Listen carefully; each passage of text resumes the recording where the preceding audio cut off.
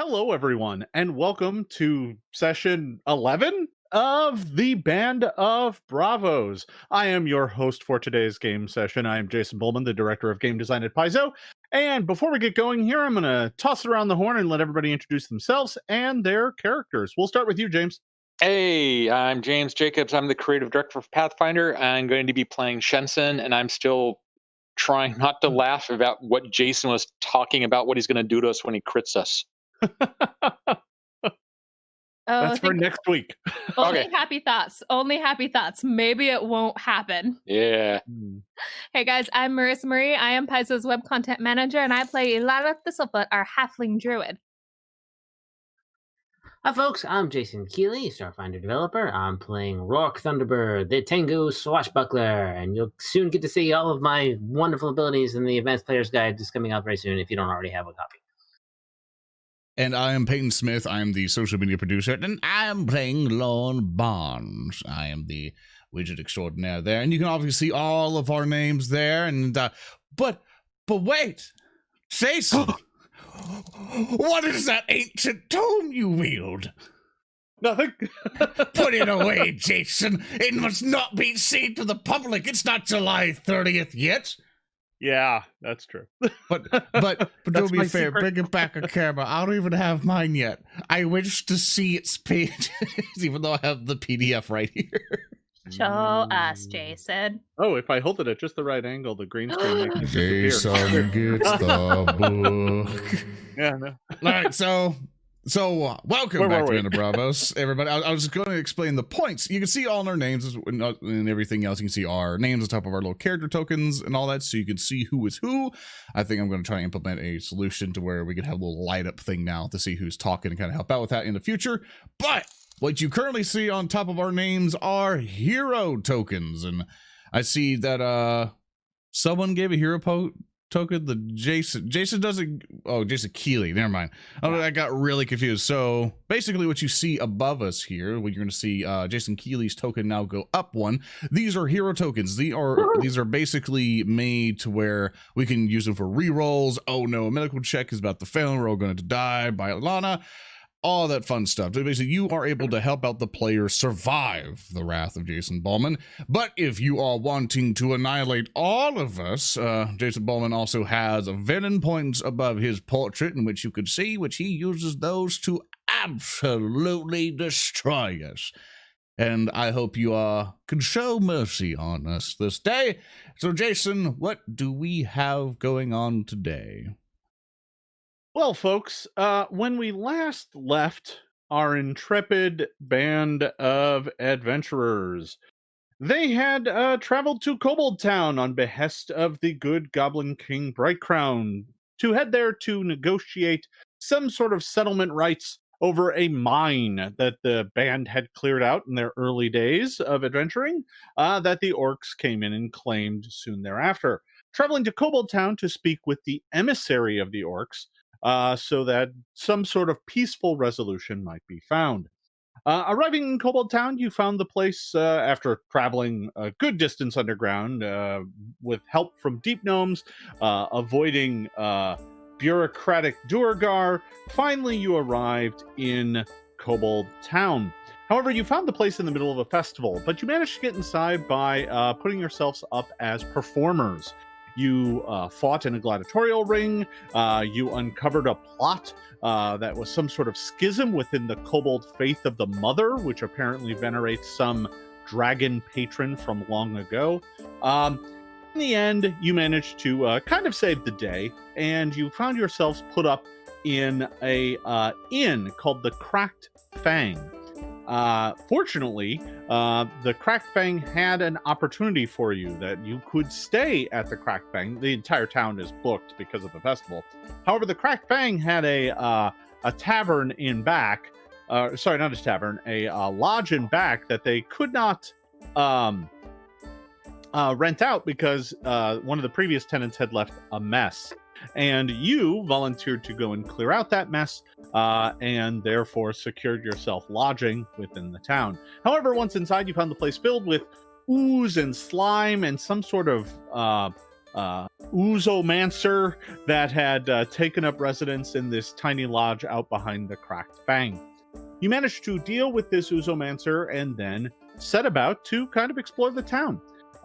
Some members of the party went to go speak with the orcs. Arriving at the orc enclave, you found a large line out the door, as many of the local merchants and smiths had come to negotiate ore contracts and deals with the orcs, who apparently were making good use of the mine already.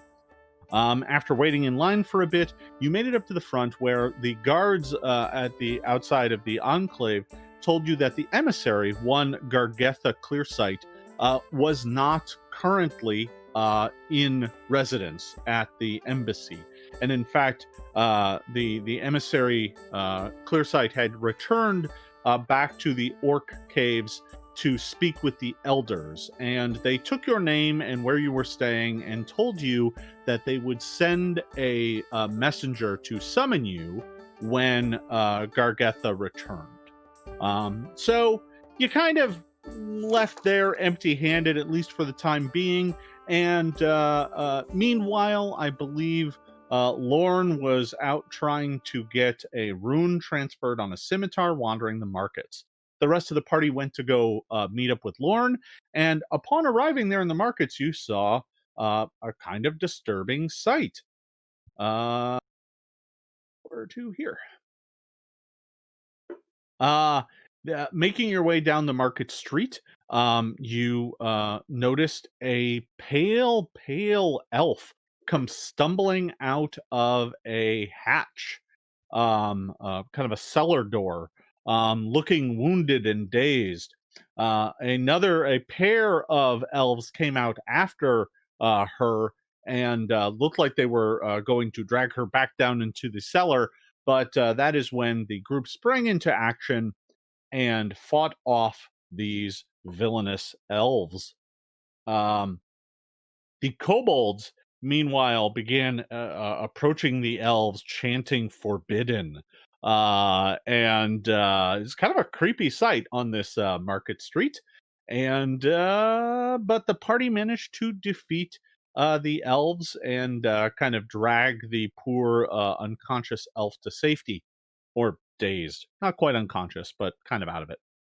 It was only then, at the end of the session, that you heard strange chanting coming from the cellar. And I believe that is where we left off.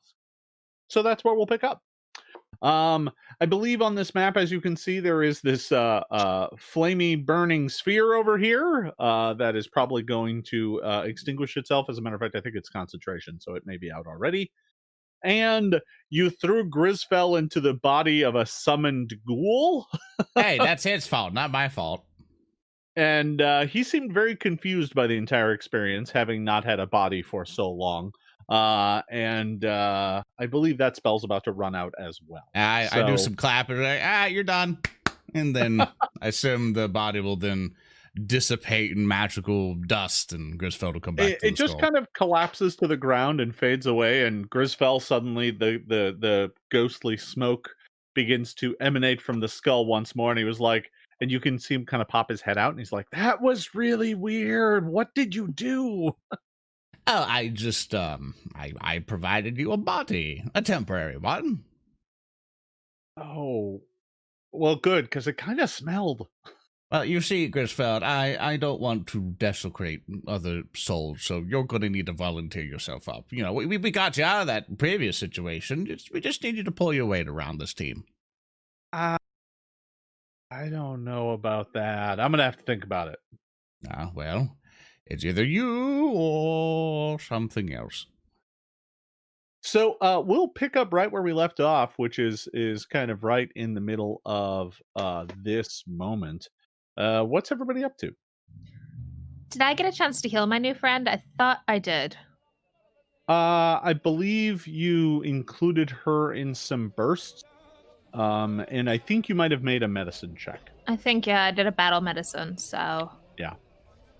Does anybody speak Undercommon? Because I keep diving into these situations, unable to talk to anyone. I speak Undercommon and Elven. Yeah, Shensen would be perfect to help you out. I'm gonna try to talk with this drow lady and see if she's try to figure out what's going on and let her know that we're gonna keep her from getting picked on by the bullies. You speak Undercommon, correct? Yes. All right. She kind of looks up at you, and she's just wild-eyed, and you can see like sweat on her brow, and her pupils are really dilated. And she just mutters in Undercommon, "The pulsating, it won't stop." Uh-oh. And she doesn't look well. Is the pulsating what's going on with those chanters down in the cellar? Should we go bust them up? She doesn't respond. She just says, "The pulsing slithers. The slithers? It's everywhere." All right, I'll let other people know that she's talking like some sort of slither pulse or something going on. My guess is she's got some sort of mental shenanigan going on, and my guess is are those kobolds dragging away the bodies? Yes. All right, well, we'll let them do that. It was forbidden. It is. What was forbidden? I'm gonna actually this little kobold that's walking by here. I'm gonna call out to him in Undercommon. Hey, you. Hey, Scaly. Hey. Forbidden. Hanson. Should we go down the body? Just and it's like, hey, buddy, forbidden. He just hisses and spits acid and like, you obviously got something important going. Continue. Good job. Thank you. A moment goes by, and some kobolds come up with a cart that they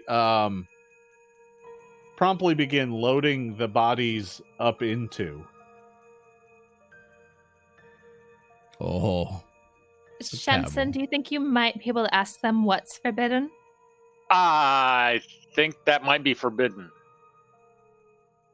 Okay. I can ask. I'll go over to this. I'll go over to this other kobold like next to him and say, "What exactly is forbidden?" So we don't. So we don't. I come up because you can't speak Draconic. I'm speaking Undercon, which I assume they can speak. And if not, that one apparently only speaks Draconic. All right, Lauren. I help you. You're on.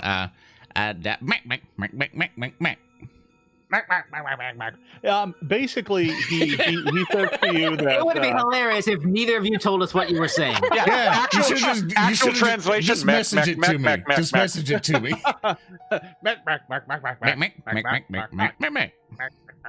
Is this the official language of how the kobolds talk, James? Sure. Let's go with that. So long and the short of it, the kobold explains that these drow were practicing forbidden rites, that their beliefs are not allowed here. Ooh, that sounds like it might be necromancy. Lauren? Nah, that's not it. Okay. I wonder what it is they're doing. We should go down there and spy on them. Forbidden. That's also forbidden? No. One of them, they keep chanting forbidden. Yeah. And the one that was talking to you was like, "We must take them to the beetle pits." Oh, jeez. What the Beatles do? Don't ask. He looks at you and he says, "There are only 2 punishments in Kobold Town." What are those punishments? Banishment and beetles. What do the beetles do? Make more beetles. Okay. Oh. Wait, That is not what I was Growlo expecting. did? Didn't Growlo work in the beetle pits? He did. He's probably down there like beetle whispering. I have a plan.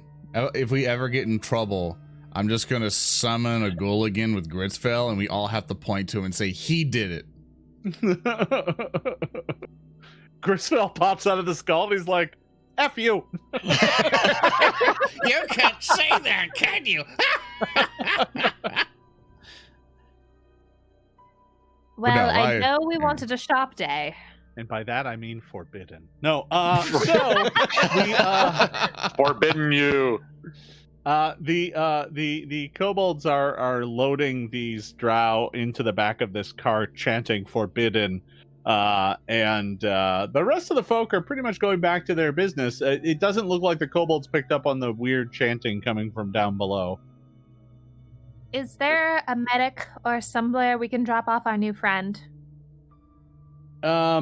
Give me a perception check, please.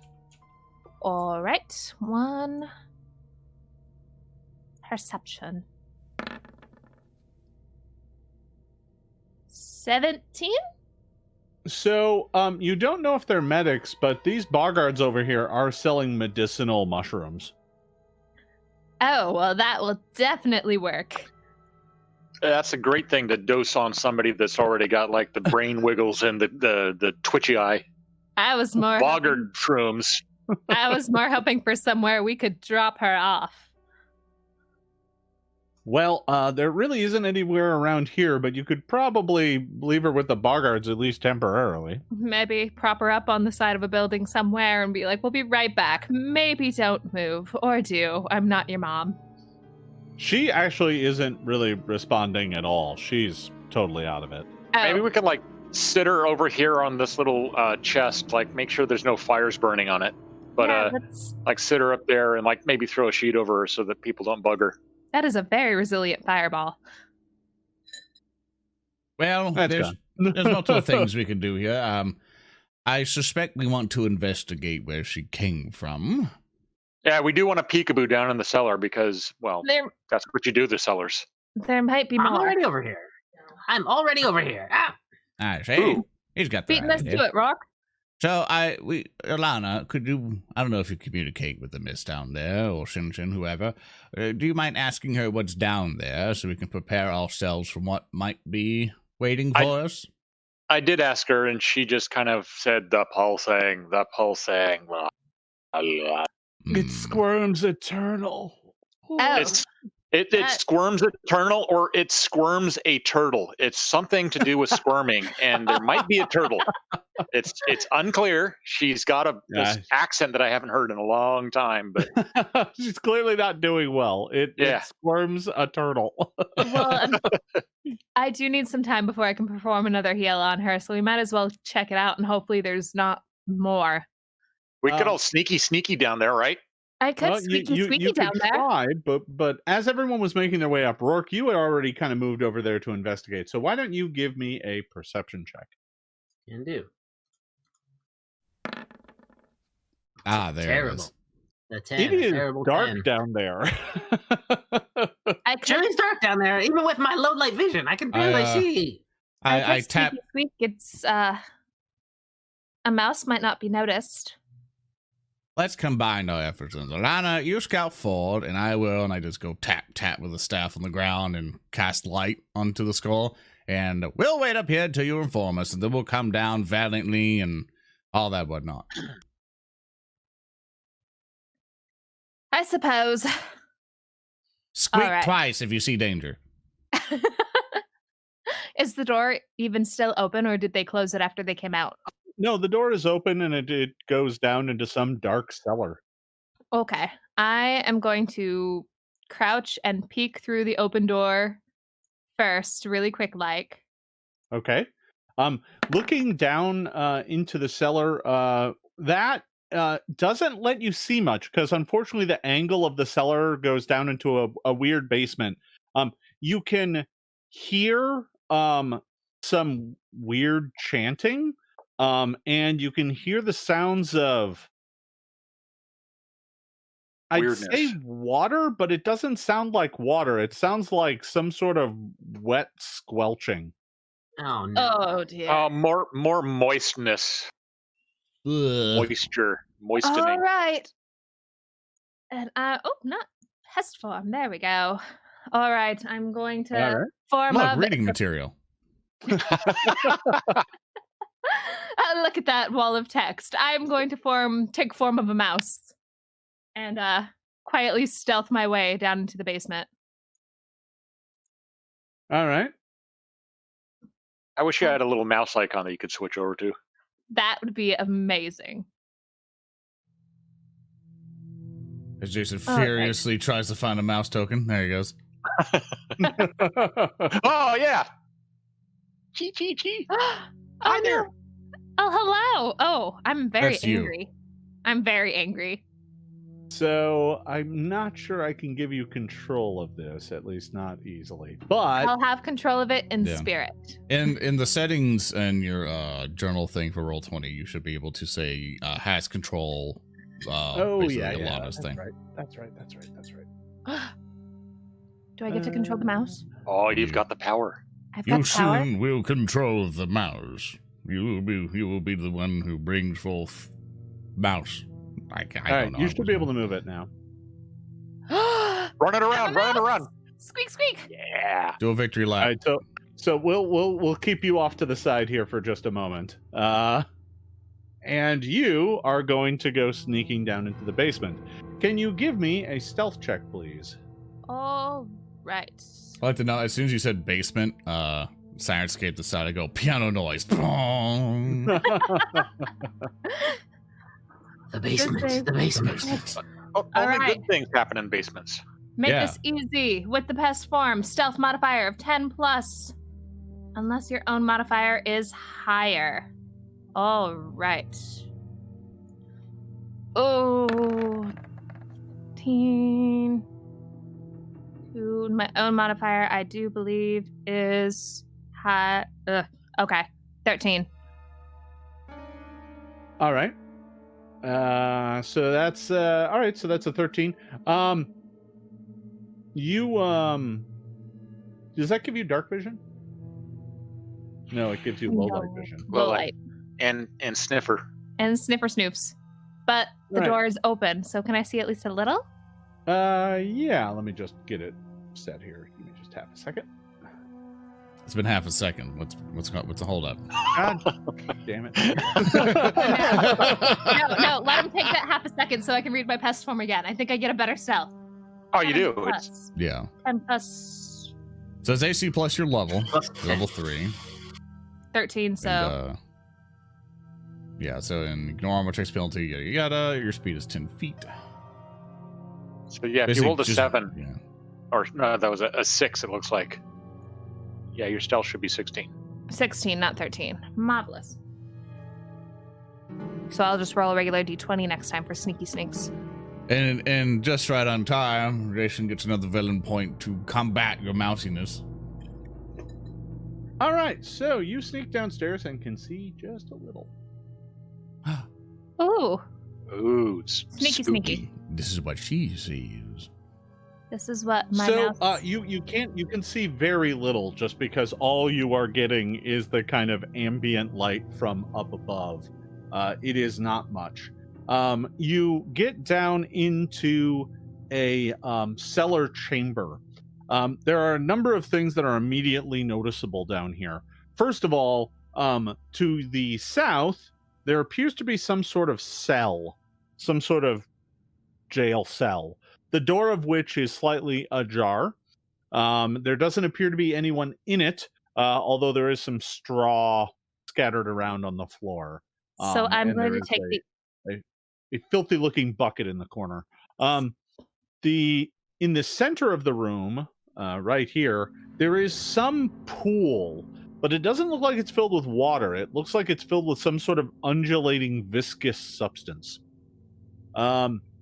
Then directly in front of it is some sort of black stone altar, and surrounding this altar are more of these pale-skinned elves. Behind them, kind of in these alcoves here, you can make out these stone statues that look like tentacles. That's it. They're like a statue of a giant tentacle. So I'm going to take a guess that my new friend came from that cell. And I'm going to kind of sneak along the wall down here to see if I can see a little bit farther. Well, hold on just half a second here. Oh, dear. Uh-oh. I need to do something. Can you not? No. Hey, that stealth was a 16, not a 13. Great. Yes, that's good to know. All right, so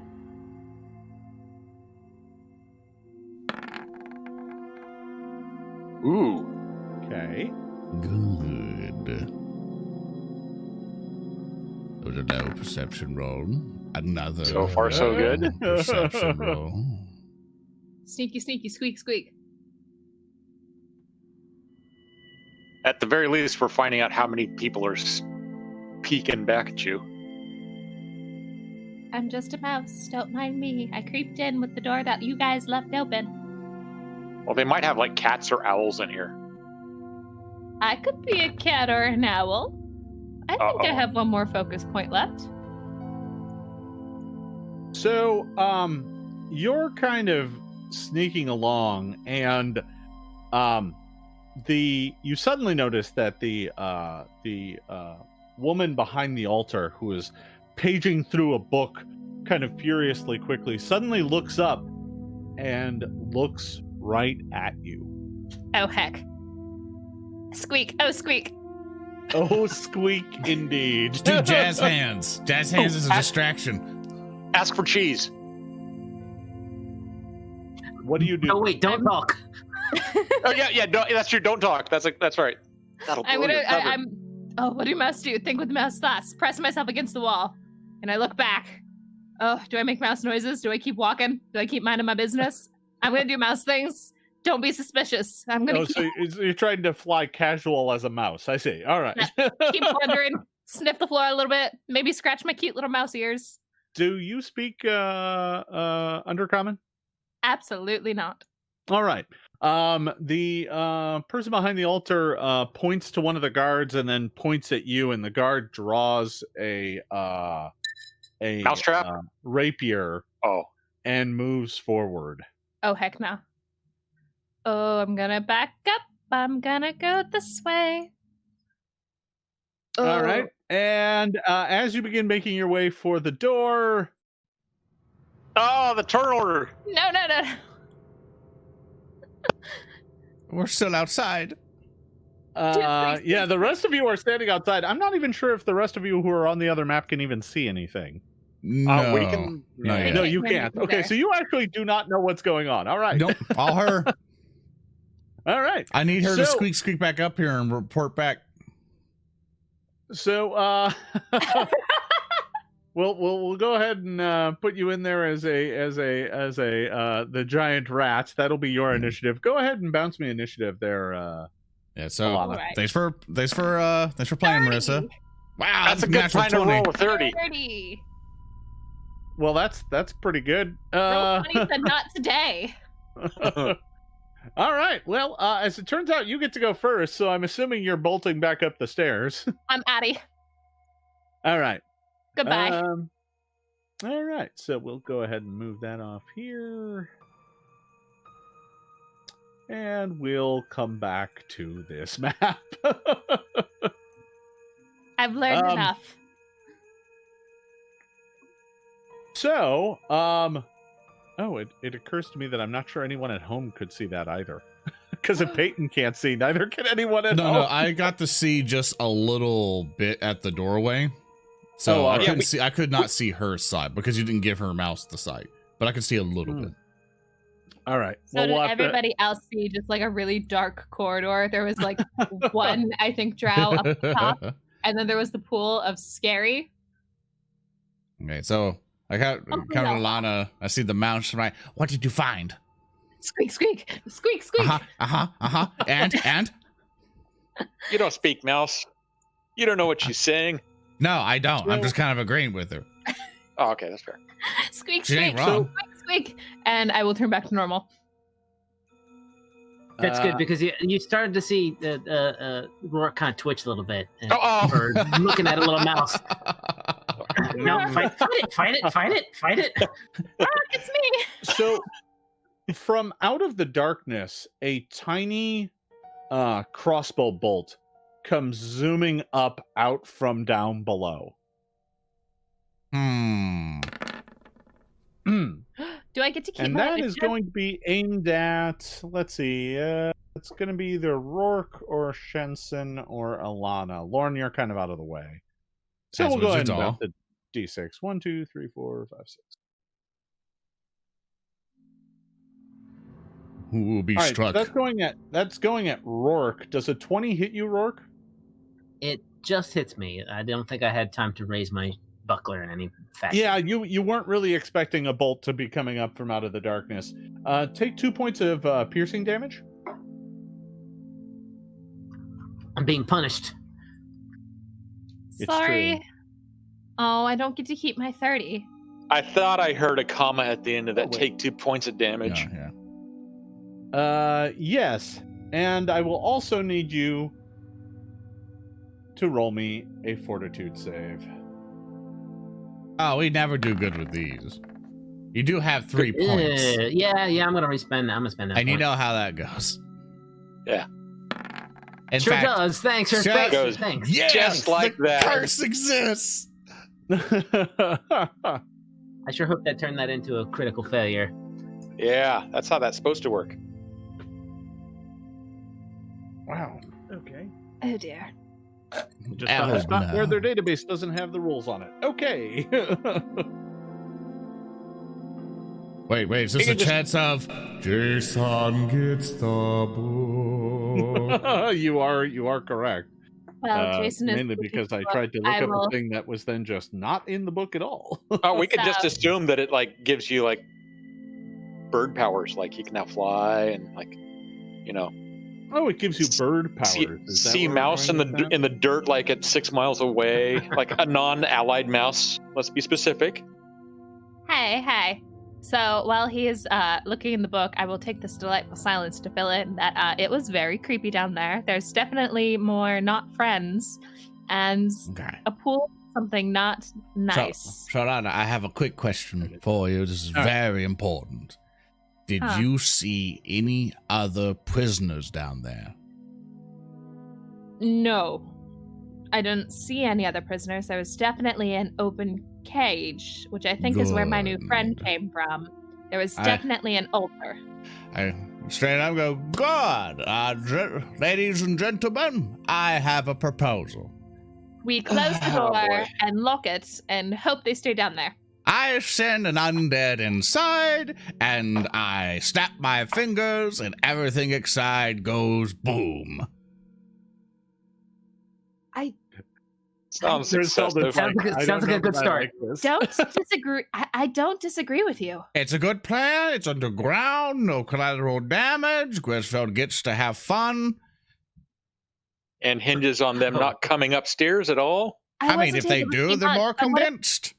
Lorne, I wasn't able to see much, but what if there is somebody else down there? Well, that's why I sent you to investigate, so we have to trust your word on it.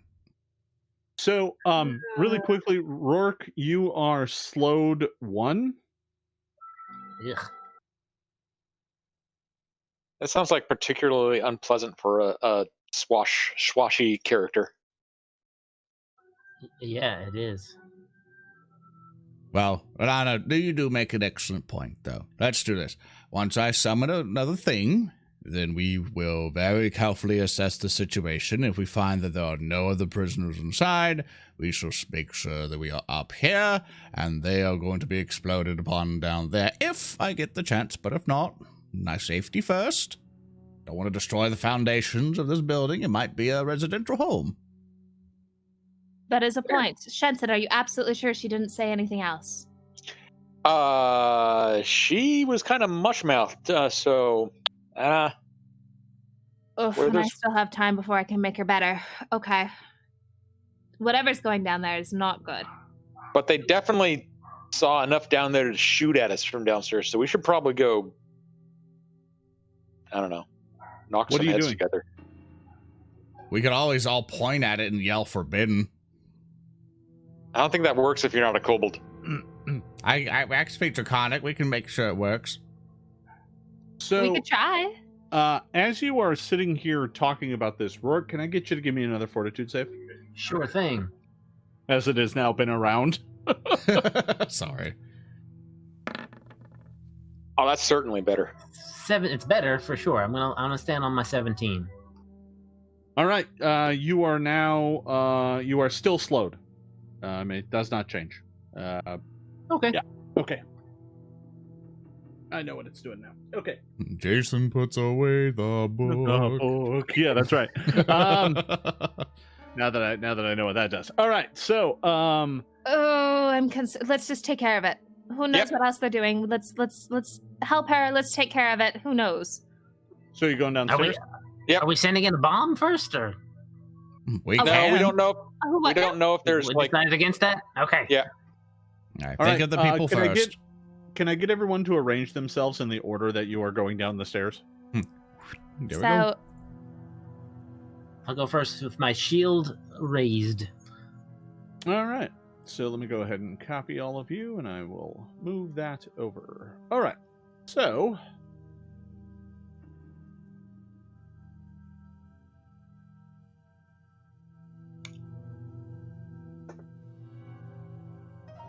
As all the adventurers go into the dark and evil depths. Roark, be prepared. I know there's at least 3 down there. all right, you're kind of stacked up here a bit, just so that the light is radiating into the room. Yeah. But you go rushing downstairs, and let me move folks around because they had a moment to prepare. Oh no, there's this stuff. Okay.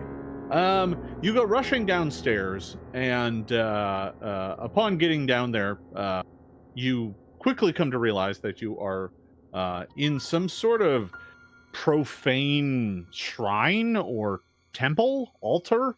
And now that you've brought full light in here, you can clearly make out that this right here is some sort of pool of like undulating green jelly. There are 2 statues, as I mentioned, of these large stone tentacles. There is along the back wall is a bookcase filled with strange-looking scrolls and tomes. There's this altar, and there are 3 of these pale drow, pale elves. Oops. Spoilers. Drow. And the moment you enter the room, they all have weapons drawn, and they move to attack. Well, guess We it's know what that initiative. means. Well, we can Time to always start just punching. leave. 21. Well, we know there's nobody else in here. I'm not opposed to Lauren's solution for once. Yeah, just leave and be like, oh, there they are, and then leave and just, all right, good luck, skeleton. I don't know if I'll be able to let you live down the fact that you ran away from all of these books, Lauren. Oh, I'm fine with that. Really? What if they're like necromancy books or like If it's zapping slimy books? stuff there, that ain't necromancy. That's just they- gross. They are probably pretty moist. Is the slimy stuff familiar? I mean, in that, Like it came from our Uzamancer friend. well, it does look kind of similar in that regard. Oh, so I might be right in that my Uzamancy. new friend was the drow. Yeah. Oozmancy. Ugh. It's terrible. I spit. Yay, I go last. That's the best time for the bard to go to help everyone out. Yeah, that you're going tactically later. Oh, All yeah, right. yeah. So the first person to go is this drow in the corner that is wearing some sort of robes, has a large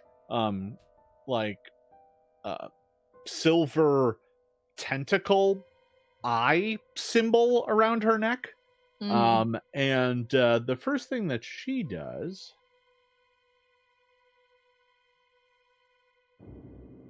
let me make sure I got this right. Okay.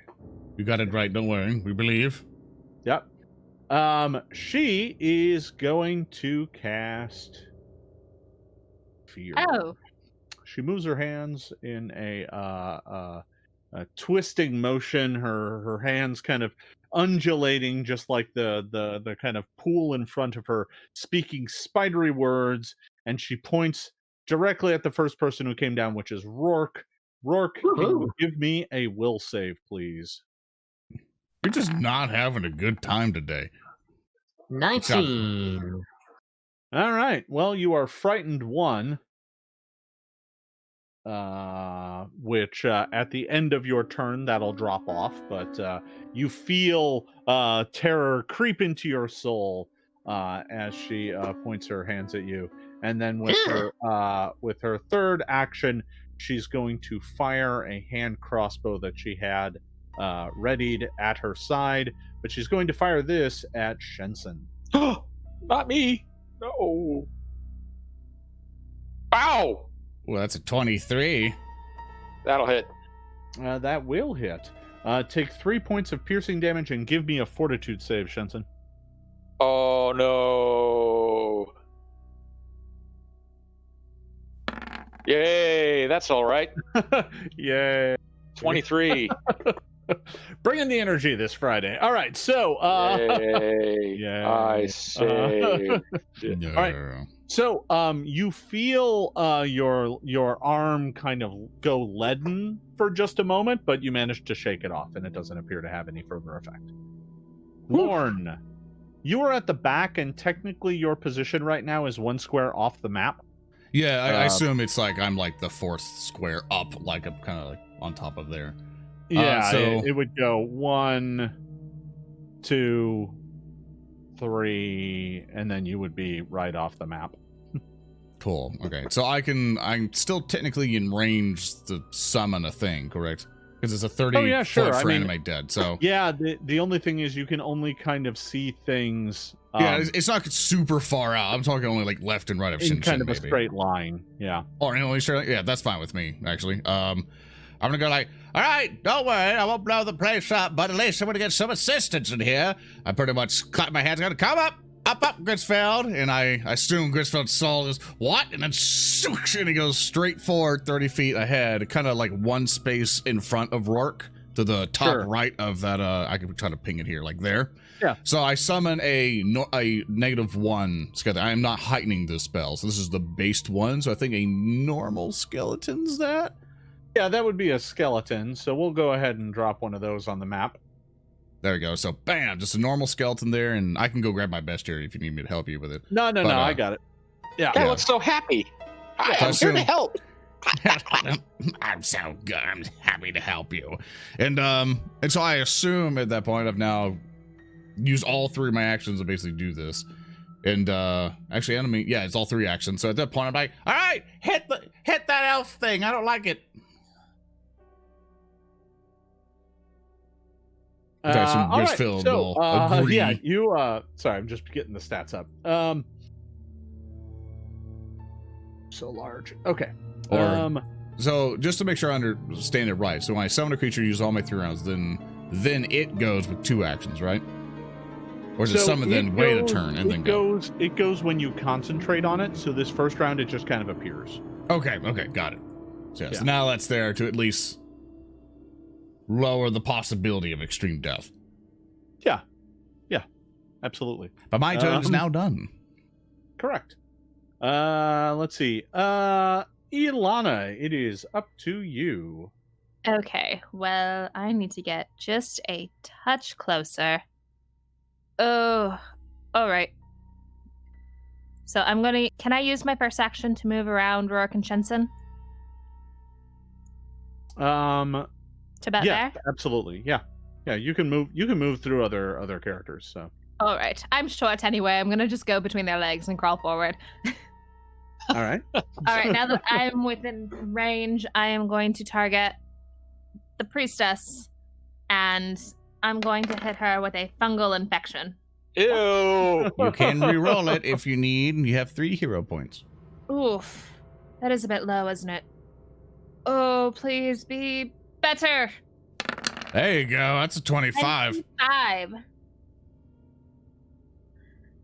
And so I point at her and just, what you're doing here is not okay. And I cast fungal infection. Say no, the slime. So, I believe that doesn't even... So you may want to get that hero point back. I'm not sure this spell requires an attack roll. Oh, because you're just spraying a cone of spores, right?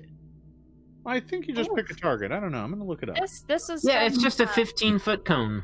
Okay. You don't need to This make is an from attack roll. the new Yeah, no. fancy advanced. But Yeah. there's a fortitude save involved. Yeah, the and then advanced- it's the 2d6 From the advanced fungal guide. persistent damage. Yes, from the advanced fungal guide, as it were. All right, so you go up there and just like spray a blast of spores that immediately take root. So yeah, you can have that hero point back. She's going to go ahead and make a fortitude save. The DC is 18. Oh. So she's going to succeed. So she's going to take half of the persistent damage. So 1d6. Okay. yeah, basically, yeah, just 1d6 persistent. So, on her turn, she will take that damage as the spores take root and begin growing in her flesh. All right, that was Ilana's turn. Roark. Okay, though I am moving a little slower than normal, I'm going to still be able to tumble my way through this guy and behind him. Or I'm going to attempt to, that's for sure. Go right ahead.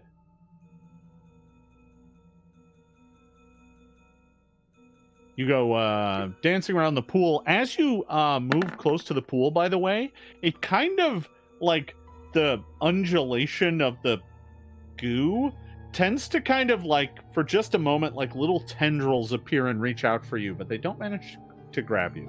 Disgusting. Gross. I'm doing a reroll on that acrobatics check. Yeah, I 13. figured It's an 18. 18. All right, you dance and flip and manage to get behind that drow. He tries to stop you, but you, thanks to a bit of luck, managed to dodge to the other side. I squeeze past this little statue of a tentacle, and now that I have panache and I am behind him, he is flat-footed to me, and I will do the confident finishing attack with my short sword. Uh-oh.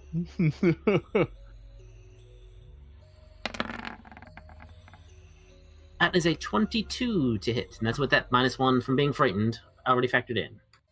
That will hit. So that is 6 points of piercing damage plus Plus another 9. so 15 damage. Yes. Hey, it's not like 1 on the damage die this time. Hey, look at that. So good. It's so good damage this time. I'm happy. So That's kind of rare to see. Yeah, no, that was a you did a tremendous amount of damage to that particular drow. Your rapier goes right through him. He is holding his side, clutching it intently, but he does manage to stay up. That's fair. He has my respect. No, he doesn't. He has my respect. All right, so the frightened condition's going to drop off you. I see you knocked that out, but you are still slowed. Am I still poisoned? Do I need to make a fortitude save? At this point in time, you're in the stage that takes a minute. So okay, fair enough. Yeah. Yeah, you're just slowed for a while. That's good. It's not going to get worse this combat. That's No. I mean, if we get to the end of the 1 minute, this combat's gone tragically wrong. All right, Shensen, it is your turn to act. I take that as a challenge to make this combat last for an entire minute. All right, run around in a circle. All right, first thing I'm going to do is I'm going to cast Inspire Courage, and hopefully my new reminder for everybody helps you remember that you get a +1 bonus to everything. And I see. On top of that, I realized that it does have an area of effect, so I'm going to go ahead and do this where I'm just spraying golden light of bard power just all over the place. So what have you done? I'm glowing with barding. What? With bardness. What? Oh, I don't see it. Oh, It's like an aura. Oh, I see. Yeah, It's it's like a 60-foot aura that sort of like fills up the entire place. like I'll he stop peed all that. over the map. Well, maybe that if that gives you a bonus, sure. Just gotta accept now. This guy right here that looks like he's on his last legs, I'm going to take advantage of the fact that he just got stabbed by a birdman and whip him. So that's a 25. A 25 will hit So for that's 6 slashing damage. 7 slashing with the bard 7 bonus. slashing damage. All right. So he's grasping his side. He turns around to eviscerate Roark with his rapier, but your whip comes slashing out and wraps around his neck, and with a gurgle, he collapses to the ground. Yeah, this whip works good. I got one more Yeah. action. I'm gonna whip this other guy. Whip these guys into shape. If you anyway. Start calling you Devo. Oh, Devo, sure. No. Great. All right, that whip attack is going to be the type of whip attack that makes me roll a hero point. I'm going to spend a hero point to reroll that. All right. Yeah, that's a 18 on this guy right here. 19 with bard bonus. You clicked your short bow button. That's weird. That Ignore is that weird. short bow button. Let me try that again. So that is a 17. A 17 is going to come up just short. Oh! The whip gets tangled up in a bit of the bars of the cage cell and does not manage to connect. Well, I saw Indiana Jones movies, so that means that I can use that to like swing around and land over here, right? No. All right. So I'm done. Don't forget your bard bonus, everyone. What? Don't make him cover this place in glitter light again. All right. I can do it. The drow get to go. At the bottom of the order is the warrior, the one that's still left remaining. He is going to swing his rapier at Ilana. Oh dear. Oh That'll my! do it. Oh, Ugh. yes. What's your armor class? 18. 18. So that would be a critical hit. Yep. Ah, well, good thing I summoned the skeleton to bring back your dead body. You Uh-oh. are not putting Mr. Grisfell in my body. I mean, we do need a healer. And Yeah. Grisfell's So- available. So that is going to do 14 points of piercing plus the deadly die. Yep. That's a good combo. Deadly die. So you're going to take 21 points of damage as this rapier just goes Ooh. clean through you. Oh.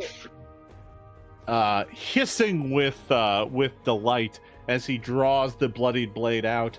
He's going to attempt to hit you with his other weapon that he has in his other hand, which is his main gauche.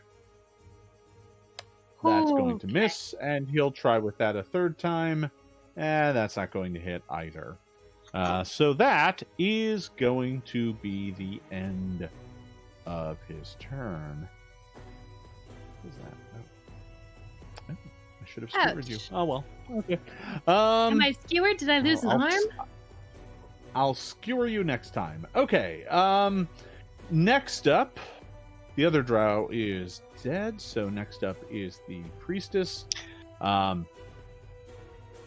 Let's see. 1, 2, 3, 4.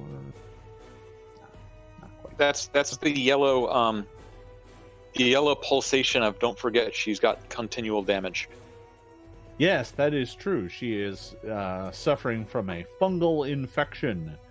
Let's see. Gross. She is going to summon a spiritual weapon.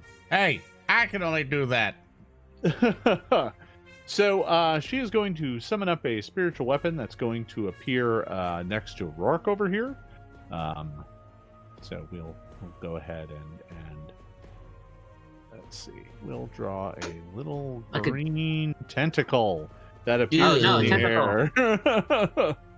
That looks just And- like a question mark that tripped and fell on its face. Well, it kind Oh of. no, So, the Riddler's here. I believe I have a rather terrible roll that I am actually going to spend my villain point and re-roll, because that's all.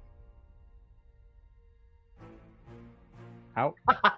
Wow. Yay! That's even worse. You want to spin How your did other that end ones? up- Can he spend his other Wait a ones? minute. How did I get a Well, four? it is. Yeah, A that's four a. is impossible.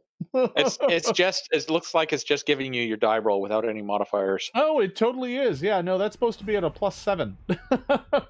Well, does that sound all to it? right. Oh, that's weird. Okay. The 16 wouldn't have hit me, so. Yeah, in which case I would have Still rerolled it misses. anyway, and then it would have been an 11. So that's gonna miss anyway. All right. So, and then with her final action, she's going to reload her hand crossbow. Okay. That is the end of her turn. Lorne. All right, so at this point, I'm going to spend one, obviously, the concentrate on the skeleton. Another action to basically kind of come down here, so I can help do any additional magic things if need be. And so that will basically be one turn for that, one turn for that. I have nothing else to do with the rest of my turn.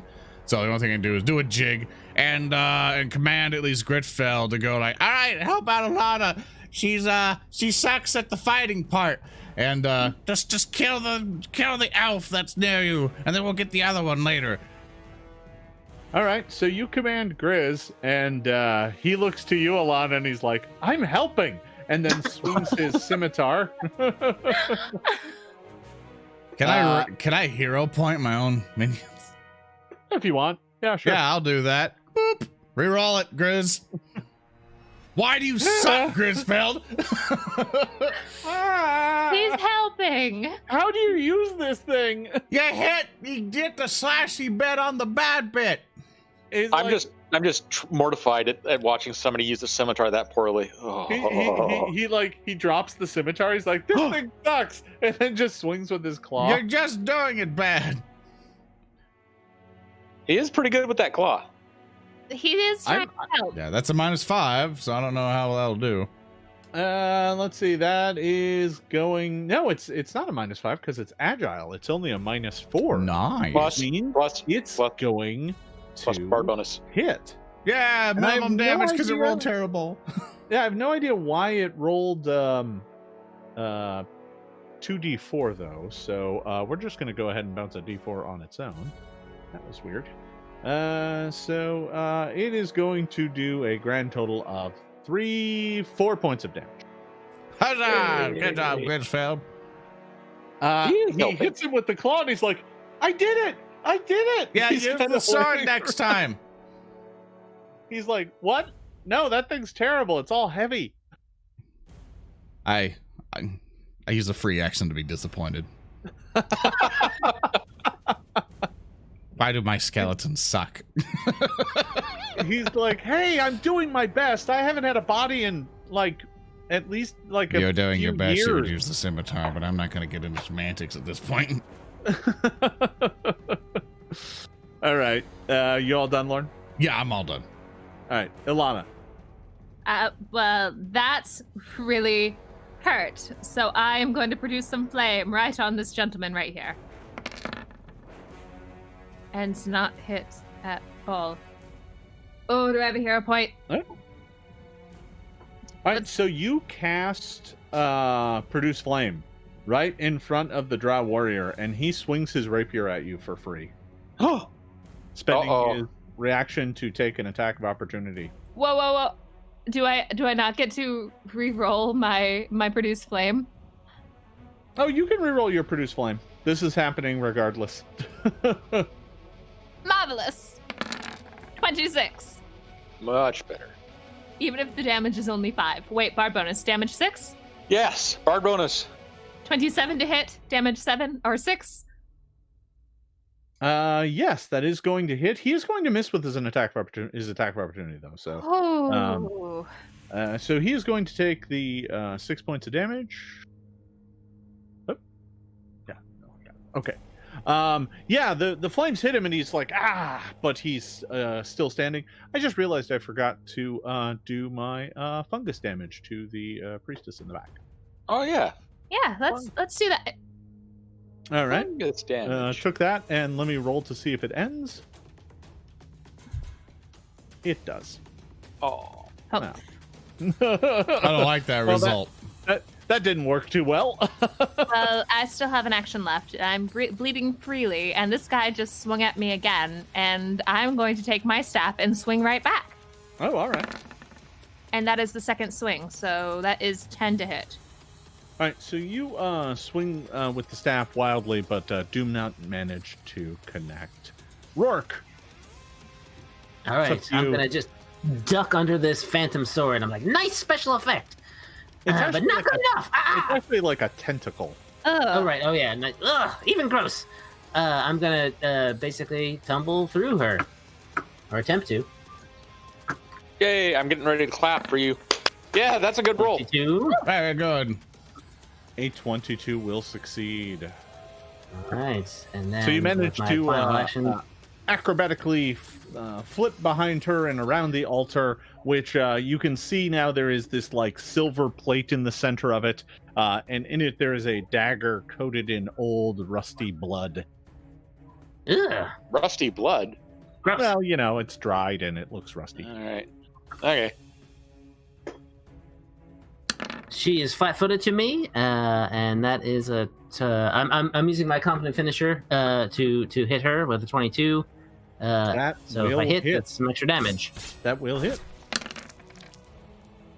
6 points total. Bar bonus, bar bonus, bar bonus. I got it in there. It's, Okay. Unfortunately, I rolled a 1 on that damage. Oh, that's right. That's Oh right. boy, 6 points of damage. All right. So you slash out with your rapier, and although you manage to connect, you like think that you're lined up for just the perfect hit, and your rapier just does a scratch across her cheek, and a thin line of blood goes down Yeah. her cheek, and she looks Fair at you with enough. a snarl. Shensen. All right. I'm going to continue barterizing. Barterizing. Barterizing. Ilana has like a rapier wound right through her neck or something like that. It looks kind of painful, right? Yeah, well- It's very painful. Yeah, I'm one going right through to- her torso. Yeah. I'm going to use a second level signature spell, All right. which is Soothe. So that will provide 14 plus. Hang on. That's pretty good. Yeah, plus your See if I status is can- on saves and mental stuff. But I think you rolled max on your die there. Yeah, so you get another. You get. Oh wow! So 27 points of healing. Whew, that is. Ooh. Well, Should is go it right just back to 2D the full. Is it 2d10 plus int? Is that what? It's 2d10 plus 8. Every time I heighten alright. it gains 1d10 plus 4. Oh, And wow. I cast that one since it's a signature spell. I was able to cast it using my remaining second level spell slot. Oh, fantastic! All right. Marvelous. And you gain, if she's going to be doing some sort of mean stuff to your mental brain, you get a +2 save. Heck yeah. All right. And Well, I am shake back my to good. whip angrily, and I'm done. All right. Well, you've managed to heal Ilana's wounds, which is good because the Drow warrior goes next. Leveling his rapier at you, he looks with a snarl and attempts to skewer you. So he's going to make an attack roll. This is going to be at a +1 bonus, so that's going to be a 19. Oh, that just barely hits. So it would normally just do so it's going to do 4 points of damage, but you are now bleeding freely, so you have 1d6 persistent bleed damage. Marvelous. All right. And with third action, he's going to swing his main gauche. I did not hit the second attack button, so that's at a penalty, so that's going to miss, and that is going to be it for the Drow Fighter's turn. Next up, the Priestess goes. She's going to spend one action to redirect to have her tentacle come wiggling through the air to attack Roark. Go ahead. Get this thing away from me! Ah! It's like a worm, Roark. Just eat it. Ew, it's a gross worm! No, it's too gross! I mean, don't So, you like slimy worms? Armor class 22, I believe, is going to hit. Yep. That'll hit. And the damage isn't right on this either. So that I rolled a 1, but we're going to go ahead and add in the so take 5 points Yeah. of damage 5 minutes. Alright. as it slams into you, and with her final 2 actions, she is going to go ahead and cast the 2-action version of harm. Okay. How does harm work? This could be tough. So this is mean- kind of like the opposite of heal. So she's going to go ahead and cast harm at you, which I believe you're going to need to make a... Was it a fort save? Yeah, fort save. Jason gets the book. That's right.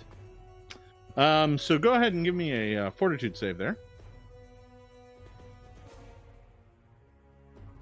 How you say waiting. fortitude-wise. There we go. That's 24. It's pretty good. I'm gonna sit on that for sure. A 24 will be a success, which is good because this is going to do a lot. Can it not do a lot and we just survive and be happy? Hold on, I need another one. Roark's got like lots of hit points though. He's Wow. fine. Yeah, I'm still wounded from the battle 2 weeks ago, technically. Oh, So that's going to do 21 points of damage, but on the upside, you made the save, so you only take 10. Oh, good, because I have 21 hit points. So, All right, well, Whoa. there you go. so I'm still alive. All right, so you are still alive. So good on you.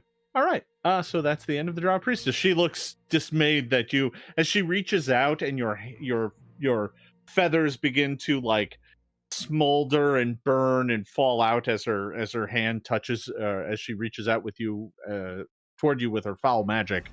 She looks disappointed that you don't fall over dead. No one's Man, ever it'll just take a lot survived more that than that. before. For those of you who all speaks Uncommon, I Or do. me, Undercommon? me. Undercommon, yeah. Yep, yep. You hear her like mutter a curse that says, "By Jubilix's name, die!" Ooh. No! Lorne, it is your turn. I respond, no, Oh, you! oh. And then, all right. Well, then we'll just be going.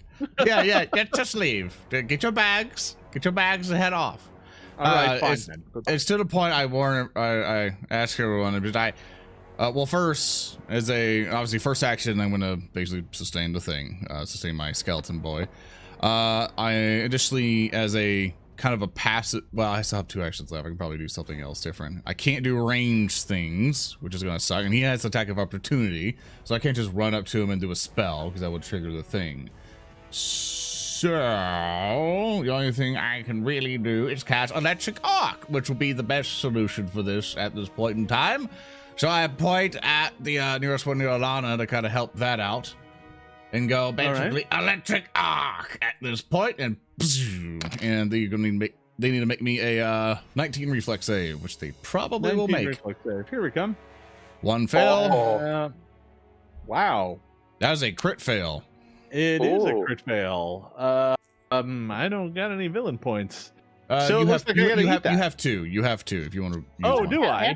Yeah. Yeah, we're gonna burn one. I don't want to crit fail. And there's a toy. There you go. So There we go. That one All made right, it. It'll be a success. So instead of 10 points of damage, I take 5. and I should not be in range. No, it is 30, so it would be in range of the other one. Do they have to be within a certain range of each other, or is it just they both have to be within range of you? There, if it's within range of, well, I dragged myself there. Hold up, I will measure it for you. Definitely in range against me of 30. Oh, all right. So Well, either way, let me go ahead and make the reflex save up there as well. That's going to make 5 up there as well. well, Okay. regardless, I tried, boys, and Gris, and I'm also yelling like, Grisfeld's like, "If we- don't worry, boss, I got it. I know you got it. We need to make a plan, Grisfeld. All right, everyone. If we all find a way to get inside of this cage and I can have Grisfeld hold up the priestess there, I can make her go kablooey. But that's up to you. No idea why this claw attack keeps rolling 2d4. Are So you weird. looking at the critical damage? Oh, that might be it. Okay. Yeah, it's Yeah, auto that rolling makes the sense. crit. Yeah, all right. Yeah, so, you could always check box mark that so it doesn't oh, automatically yeah, roll no, critical. sorry. I forgot that this guy's brand new. I'll show Normally, you I a turn that setting off. after this on how you can Yeah, disable that globally. I actually know where it is. I think. Well, actually, I don't know where it is globally, because if I did, I would have done that already. Okay. I'll tell you after So- this. Yeah, right. Don't forget bard bonus, because I might have to turn on my yellow filter again. Oh, no, not the yellow filter. All right. So Grisfeld is going to hit, and the drow clenches his teeth in pain, and Grizz is like, don't worry, I'll get him with my second one. And that doesn't hit. I use a hero point so he can get it with the second one. I got it, boss. You're the best. That doesn't hit. And bard Plus bonus for bard. 18. That's without the penalty. Sorry, I didn't. Oh, Oh yeah, that's right. It's another attack. It would still be the penalty anyway. My bad. Yeah, so that's he still technically gets his bard bonus. Yeah, he still gets it. just doesn't hit. It just doesn't do anything, man. He's like, can I go back to being a skull yet? This is too stressful. No, not until you explode. Jeez. Ilana, it is your turn. Oh dear. Roark, are you? Nope, you're not doing all right at all now, are you? I can- I've been better. I can throw some healing when it gets to my turn over to Roark. No, I still have some first level spells, so I can throw 2 actions over to heal Roark. You might not want to do that because you'll Yeah, get that stabbed guy's again. gonna be stabsy if you do that. Sir, I can always take a sidestep. I mean, But you would Bastards are still ruining be all in. my fun. You can always sidestep like to the top right between there. the work and the skeleton, and the skeleton Yeah, will you take the can- brunt of attacks now. You can sidestep across the pool because it's not an physical object blocking your path like the altar is. well, so I'm just gonna like jump over this corner edge and hope nothing slashes as I pop Well- over here. So as you do that, it does kind of like little tendrils of goo kind of rise up toward you, but you manage to no. avoid them. No. And on the bright side, instead of using a spell, I can use some battle medicine. And with assurance means I can just roll 2d8. Right? That is true. All right, Yep. Roark, I've got you. Pretty good. Wow, you rolled Oh max. yeah, you do. Dang. What's happening? It's like your We're hands are winning, made out Jason. of band-aids. I'm so sorry you don't like us winning. No, I don't. We never get max rolls. You let us have this. Like, Fine. Don't stab me then. Chad, I What? need some help here. Yeah, no, he does not. No. I need He's hero doing points so the fine. skeleton can hit. Oof, I still have an action. I really can't do anything with this action. I'm in a weird place. Wait. No, I don't have any spells that are only one. Okay. What about Yep. what about a Just- one-action heal? I have to touch somebody to do that. Yeah. You're right by Roark. Like Roark? I'm still down 13 hit points technically. Roark is- so you can help him out. Roark is touch. He's got With that he's level, got don't downy. worry, you don't. Yeah, I'm He's good, got but- downy plumage. You're right, I do. Okay. That's good. Yeah. I'll 6. take it. another I'll six. take it. Six Take it. more. Take it. All right. So you step away from the drow warrior and up to Roark, who you heal mightily. Let's see. Next up is Roark. Roark, it is your turn. What do you got for me? All right, I'm looking this drow priestess right in the eye, and I'll say, "You made one mistake, Missy. You forgot to kill my druid friend first." And then I will do the old tumble through. Ba-ba-bow. She looks at you as if she doesn't understand common. She's like, What? Like the bird can talk? Make Does it a bird 21 noises, beat her? Does a 21 beat her reflex DC? it does. Yes. All right, here it comes. I'm just gonna keep doing this. Yeah, confident finisher. Excellent performance, Roark. Keep You would like to tumbling around her reroll and that, I stabbing. assume? You got 3 Aye. points. You got 3 Well, points. I Don't rerolled spend it one. once already. She's flat-footed because I tumbled through her space Yeah, that's to still my not gonna be attack. enough. So, Yeah, no, it's still not. And God bard dang. bonus. well, hold. Oh yeah, no, bar bonus is factored in there. Yeah, no, you're. I've learned not to start bard bonus chanting when Jason does it because he's responsible. He's a responsible friend. I've added it in. Thanks to, if you'll notice, confident finisher does have a failure effect. Since I have failed Yes. to strike her, she takes 3 damage. nonetheless, even with a fail.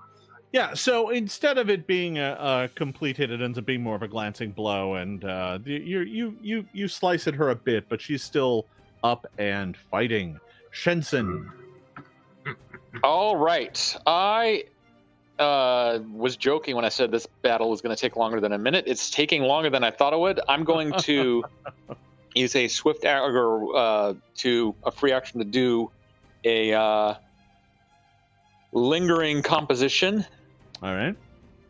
And so that first of all means, and then follow that up with a inspire courage, so that'll last longer than one round and will let me do other things. Here's the performance check to do the lingering thing with the 23. You have 2 focus points per day, right? I do. All right, great. Well, I have 0 now, so I'm done doing that stunt for now. But so is a 23 a success? I'm sure it's a critical success, right? Is a 23 a success? Yes. Is it a critical success? No. All right, so that's just going to go for what, 2 rounds?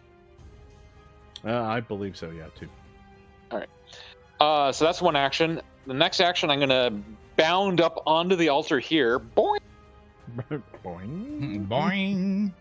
And then with my final action, I'm going to use my whip to try to trip her. Oh. And I'm going to spend a hero point. All right. To re-roll that. A 20. And that's a 21 because of bard bonus. So I don't know how trip works. I think I have to hit her reflex DC. Yeah, I believe so. Jason gets the book. Well, that's why I keep it. Wait. If you're tripping, you don't make an attack roll. You make an athletics check, I think. Jason says some rules. That's No, that is true. Yeah, it's not going to be an attack roll. It's going to be an athletics check. Oh, that's much worse. An attack roll. So I get my hero point back. I make my athletics check. I get a 17 on my athletics check. Yes. He made a 17. Thank you, Gregorian Lorne. Yeah. Are you happy with that 17? Welcome. Gregorian? I'm done. I am. That's a 15. I'm not happy with it because I'm pretty sure she's got a better one. I'm gonna spend the hero point that I didn't spend doing my attack roll to redo that to athletics again. It's probably going to be not as good. It's the same. So, yeah, that's not quite enough. All right. So, oh, actually, wait. Is it reflex DC? Yeah, reflex DC. That is enough. Oh, good. Ooh. Yeah, all right. Tricked. Yeah, she's. I humiliate her onto the ground. It's like, what's the matter, lady? You tired? You sleepy? You need a nap? Is it nap time? She crumbles and lands on the floor, cursing and muttering, "You'll pay for this." Peck her eyes out. Peck her eyes out. We're just giving you a mercy defeat. I could have just blown you up at the beginning. So I just realized, Ilana, at the end of your turn, you were bleeding. So at the end of your turn, take a point of damage and go ahead and bounce me a d20. Let's see if the bleeding ends. All right. This happened at the end of your turn. 1 point of and a d20. You can do it, I believe. You got Let's this. roll 20, believe. Yeah, that'll do it. All right. Hey. Hooray. So now we get to the Drow fighter turn, which is what reminded me of this. He takes a step forward towards Lorne. Yep, and Shensen left me alone to die. You're fine. You got gristle. No, I'm not. I'm going to die here. And Well, he is going to spend his last 2 actions to attempt to skewer you as well. No. Armor class 25. Yeah, that'll do it. Take 4 points of piercing damage, and you are now bleeding freely as well. Ow. This is terrible. The priestess goes. She is going to spend 1 action to continue focusing on the spiritual weapon, which is going to continue attacking Roark.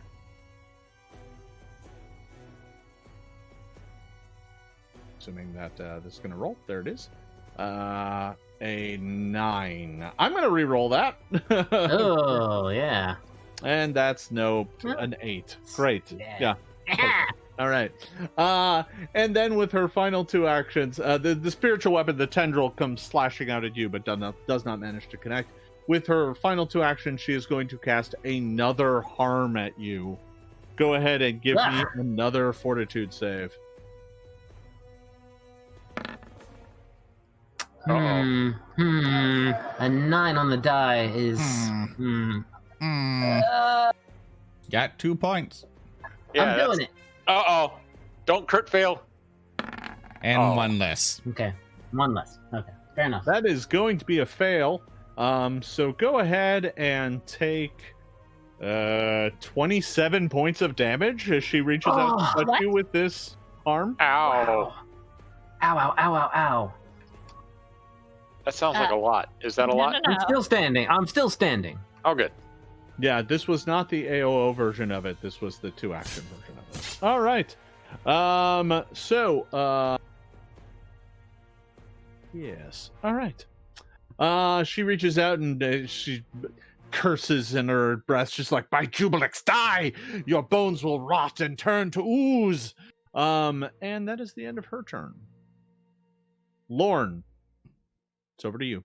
I scream at her, Griswold, help! Griswold, help! And in panic, I maintain the skeleton. And the other 2 turns, I basically grab hold of basically the elf that's in front of me. And let me make sure I have this right. Did that. Yeah, I can't do that. I have 2 more left. So I grab hold of him, and I'm like, I don't like being in melee when I'm scared. Shocking grasp! That's a 28 with full damage. So, Wow. That is going to be a crit. However, in doing so, you also provoke an attack of opportunity. I'm fine with that. Actually, does Shocking Grasp provoke? I forget.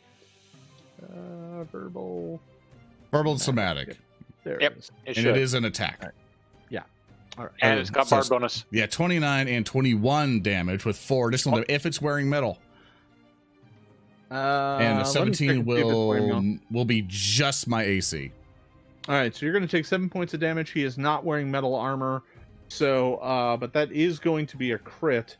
Oh my god! So the bar bonus is double too, so it's +2 instead of +1. Peyton. Are you doing 40 points of damage? Heck yeah. He is. No. He's doing 44. Yeah, I'm doing 42, excuse me. 44 points of damage. You got me right. I don't like 42. being scared by elves touching me. So you reach out and your hand touches him, and at first he's like, huh? And then like he just literally disintegrates. Like the electricity explodes him. He's super gone. He's like, don't touch me. You remember that scene where Dr. Manhattan gets his powers and his body just gets discorporated? That just is what happened here. He just... Well, you did want to blow somebody up, Gone. Lorne. At least you got that wish. At least I did. I just wish everyone got rid of the priestess, so next time I could just blow her up. I still could now if we want to end this quickly. So I instruct Grisfeld, charge at the priestess. So at the end of your turn there, Lauren, I'm going to need you to make a... just a flat little D20 sorry, I thing. gotta resolve. I failed the bleeding. Yeah. All right. So you're gonna take that 2. 2 Griswold's damage. like, do it. I don't know that I can defeat her, and he goes running up. Everyone, get to the cage! Swings a claw and hits. Hooray! And only did minimum damage again. He's That's got 4 the- damage. Go ahead. Well, I'm just saying he's got the Grizz claws. Those don't miss. And I'm still yelling encouragingly to my allies, please get to the cage to the south. if possible. It's not open though. It's not open. We can open it. I'm sure it's unlocked. It was Lauren? slightly open, remember? I saw it was open. Yeah, she saw it was slightly open when she scouted it, so it is kind of we just Also, rush in. Lauren, getting to the south, we don't know how big your buddy bomb is. So I mean, if it's like 600 feet. It's 20 feet. 20 feet. All right. So if you Time get to to the go. cage, that's just enough. Good lord. All right, Ilana, what are you up to? I'm going to listen to Lauren. Time to go. And I'm going to use my action 5, 10, 15, 20, 25. Yeah, I can come over here. And I'm going to get back here. And then All right. I have 2 more actions. You are and still bleeding. I am still bleeding. Yeah, I think you could actually spend 2 actions to attempt to stop the bleeding. Yeah. Or you could just stabilize and do it. Can't I just do battle medicine on myself? I don't think stabilize stops. Oh yeah, you're right. It just battle medicine would though. Yeah, I can just battle medicine myself. If you restore some hit points to yourself, yeah, you'll be That'll wrap it up. Okay. And then I can 10 hit points. Marvelous. And then I'm going to have my wand prepped and ready for everybody else to get over here so I can heal them all once we kill the scary lady. You know what? You can still heal yourself 10, but you did make your flat check last round, actually. I did. Yeah. Regardless, you're you all were good. pretty hurt a little bit, so. Yeah. But I mean, giving yourself you got 10 healed, is not a bad deal. It's not a bad deal. And then Yeah. I still have my wand. I'm going to save the wand until we take care of the scary drow lady so I can heal everybody. Now I'm going to listen to Lauren. Everybody get over here. I have an idea of what he's doing. Let's go. Roark, what do you have for me? Alrighty. I will just take my 2 actions to kind of like hop up here and hop over here and hop all the way down to here, in a little bird fashion. You know what's gonna happen? I just want to point out that we. Yeah, there's 4 of us. Yeah, the plan So is. So I say, here's the thing: is that if Grisfeld gets to, I think, to the top left of her, I'm okay with taking damn. I don't care. That basically we'll be able. No, we'll be all be able to fit in there. So Shensen goes to the left side. I take the entrance and shut it in because it's going to be my turn. So it gets to my turn. I quickly rush in, close the door, which ain't going to do anything, and then go. All right, Grisfeld. I just need this to happen. Grizz is like, I don't want to be a part of this. Grizz, you're gonna have a shining moment, Grizz.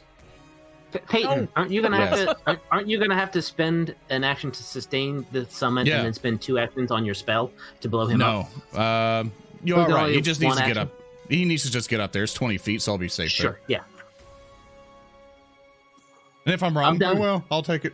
My actions are over. Shensen. All right, so my happy fun time bard song is continuing to go along. Correct. So while that's going on, I'm going to is she still on the ground? Yeah, she's still prone. She didn't stand up. All right, I'm gonna whip her a couple times just in case. Stay down, don't stand up. You're gonna stand there? Oh, what? Well, are you sure you want to stay? Are you gonna whip her once then run? I know what I'm doing. Hang on. Okay, yeah. I believe in you. I believe in you. I don't want to get blown up by your buddy bomb, so I'm going to hit a armor class 28 for 7 slashing. That will hit. I'm going to try to hit her a second time. That is just a 12. No, that's not going to do it. And I've got 3 hero points. So I'm going to spend one of those to re-roll that failed whip attack. All right. That is a 22. That is going to hit. Okay, so that'd be 1d4 plus 3. Hang on.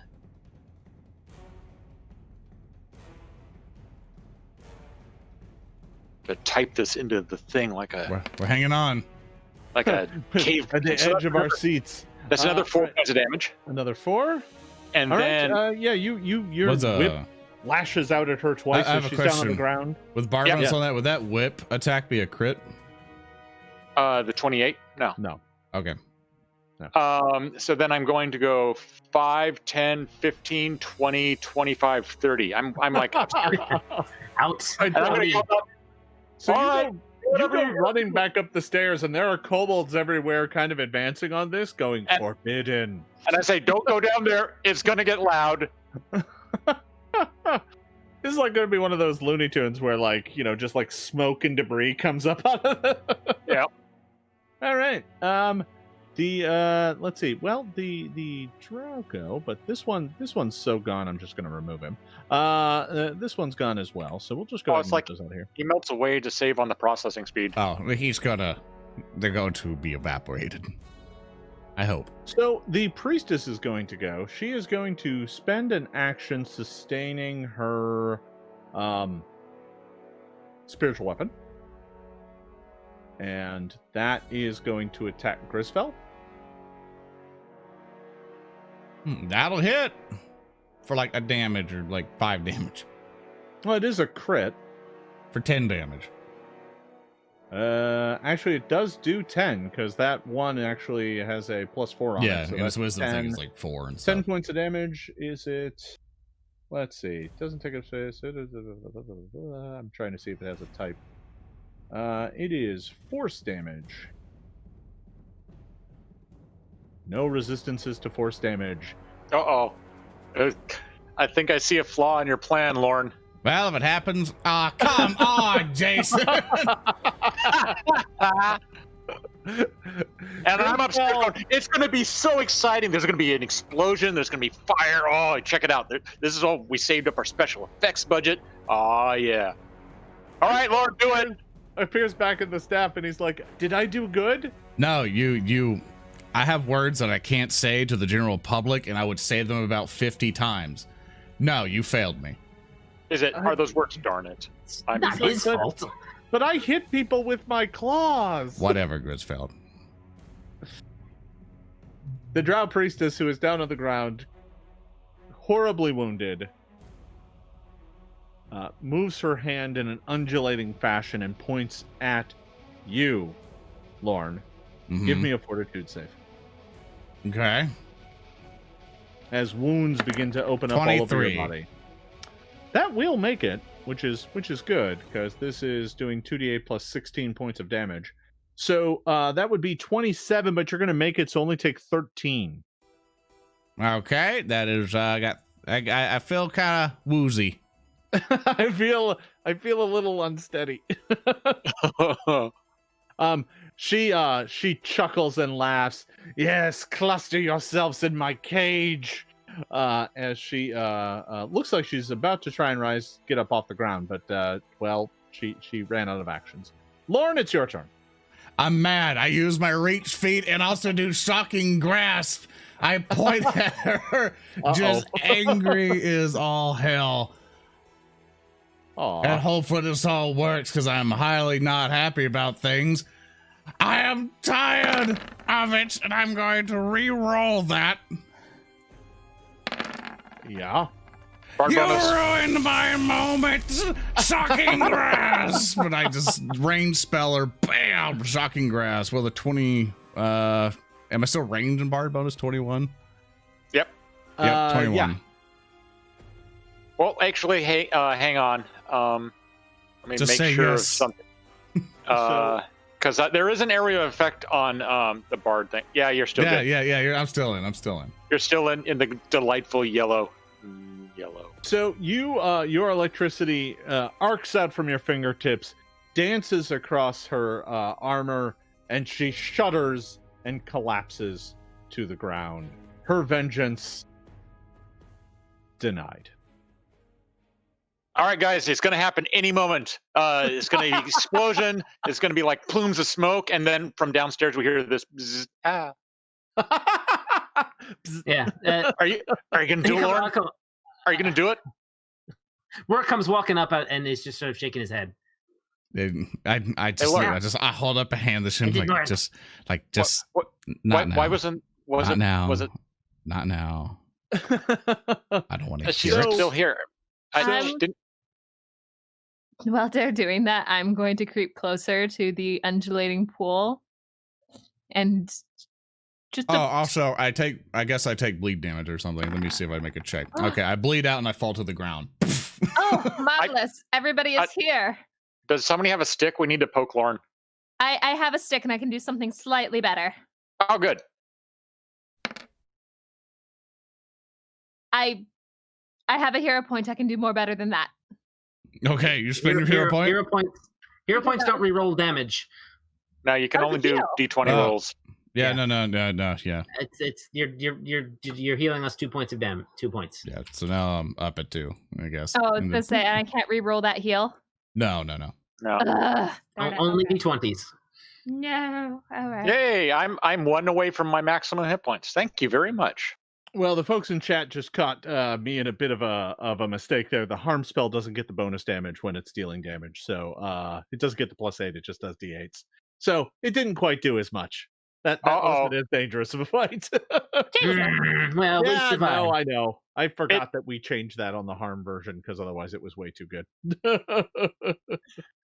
Well, you were just showing us in play how it is too good and why we changed it. Yeah, well, exactly. Yeah, It was a learning moment. and the fact that even though I work on this full time, I still make mistakes. So, yeah. Well, anyway, so you survived. Yay! Yay. What's this sticky, scary So- green pool? So I'm gonna say this. You have just a few moments before the kobolds make it down here. We need to loot her. We need to loot her body of the gear before they take her forbidden parts away. Shensen. Is that what you're doing? I'm just saying, she's probably got loot. I quickly rush up let's to take her it. and check Yeah. her body. Yeah, that's fine. So, yeah, you can run up and grab like her holy symbol and weapons and stuff. There's not enough time to strip off her armor. Yeah, I'm gonna go- I ain't doing that. I'm gonna Yeah. go grab the book because I'm You sure can grab the book off the altar. the book on the altar has clues in it. I'm sure. Yeah. Okay. Is it moist? Well, I mean, everything down here is a little damp because this entire chamber down here is very humid. All right. I'm going to poke at the pool with my staff. Uh-oh. You poke your staff down at the pool, and the little tendrils reach up to it and try climbing up the staff. And wherever they touch it, the wood kind of hisses and burns. No, I don't like that one bit. Oh, what can it tell me though? Well, it's obviously kind of alive, I although know. not so alive that it's a creature that's coming after you. So if it's alive, would a knowledge nature work then? It might. It may. Either that or occultism. One Well, or the other. nature is much better than occultism. Well, So it'll give you different information. 21.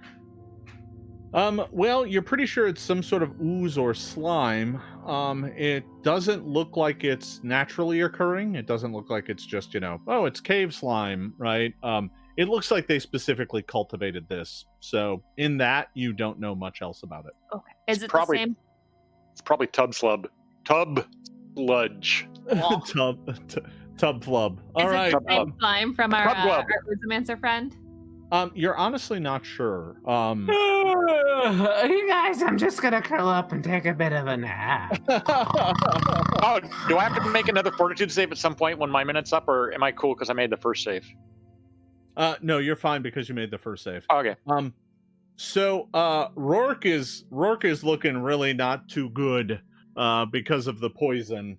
I'm gonna go ruffle his downy feathers while he's sleeping. Aw. Oh, well, I still have a couple of spells left, so let's attempt another 3-action heal to take care of everybody. I do have a point of sure. damage. That would be appreciated. Oh, this won't go horribly wrong in any way. Yay! Thank you. Yeah, that makes me feel like an 8 out of a 29. Oh, great. So Roark passes out. But this is only going to last just a moment. We're going to see if it's going to last hours. So can you please make me one more fortitude save there, Roark? Okay. Uh-oh. No, You have 3 points. You're just I'm letting it staying. You're just you managed to wake back up and are slowed again, but it did cause you to doze out. So you've got another minute before you might pass out again. This poison is going to seesaw on you. When he wakes up, I say, "Welcome to the year 4 million." No, not again. Again. So as that's happening, the kobolds begin marching down here, and they're chanting, "Forbidden, forbidden!" And they promptly begin grabbing the drow. They start grabbing all the books and taking them. They are just taking everything in this place that you did not manage to grab before they got here. And on that, we're going to take a short little break. We're going to go grab another beverage and get ourselves ready for the second half of the show. So we will be back in just, 5-ish minutes or so, 5-10 minutes. And we will continue with today's exciting session. See you in a bit, everybody. Hello, everybody, and welcome back. So the party had just defeated a vile drow cult located in the basement underneath a shop in the market district of Kobold Town. And upon doing so, the kobolds have now swarmed into the place screaming "Forbidden!" and have started taking the drow and dragging them upstairs. The group of you are all ushered back up onto the street, where the kobolds promptly begin, they're swarming around over here, collecting up more drow bodies. They do not touch the prisoner, though, because she was clearly trying to escape. Huh? Nah. I would, Okay, Yes. good. Well, let's go check up on her at least. At least we didn't blow up a house. You go and check on her, and you go over to where she was just kind of propped up on the crates, and you get over there, and some kobolds were like checking on her, and you see them looking at each other, and one goes, "Forbidden?" and he goes, "Probably not." To the rest of you, this of course sounds like mac mac mac mac mac mac mac mac. All right, so it's hopefully been enough time that I can do a proper medicine check on her, right? So you go and check her out, and she is unconscious. She has slipped out of consciousness and is currently just kind of slumped over against this crate. Marvelous. Okay. And Roark's unconscious too, isn't he? Just real sleepy. Quite possibly. Maybe it's nap time. He's not doing too well. Okay. Roark, could you come over here, please, dear? Let's see if I can do anything about that.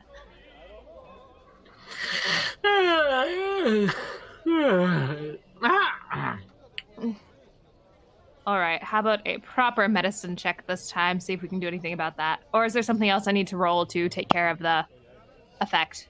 You can do a medicine check to try and ascertain what's wrong with her. And Roark?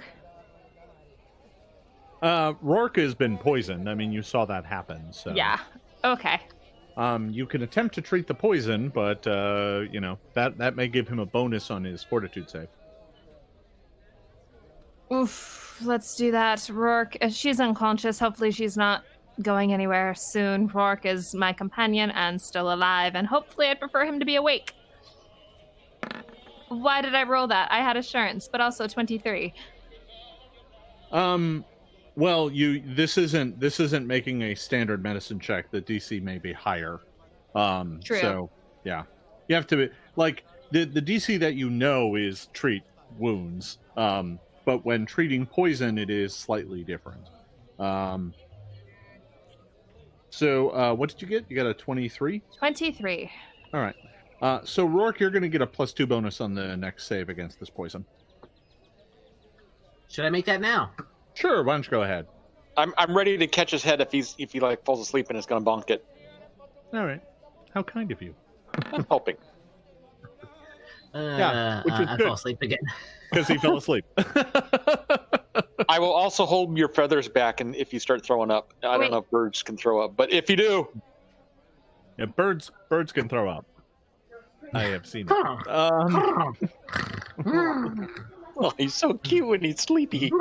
Aw. He probably tucked his beak under a wing. Yeah. Definitely.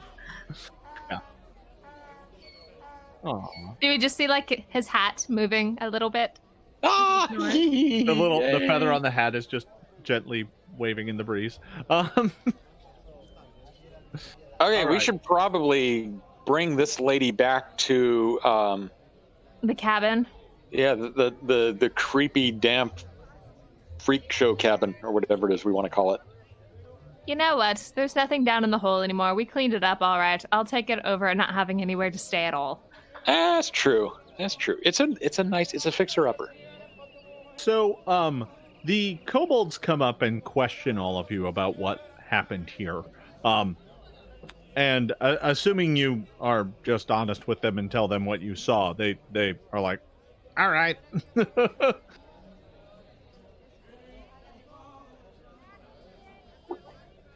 There was a skeleton that didn't explode too. There is Can't one. touch the slime.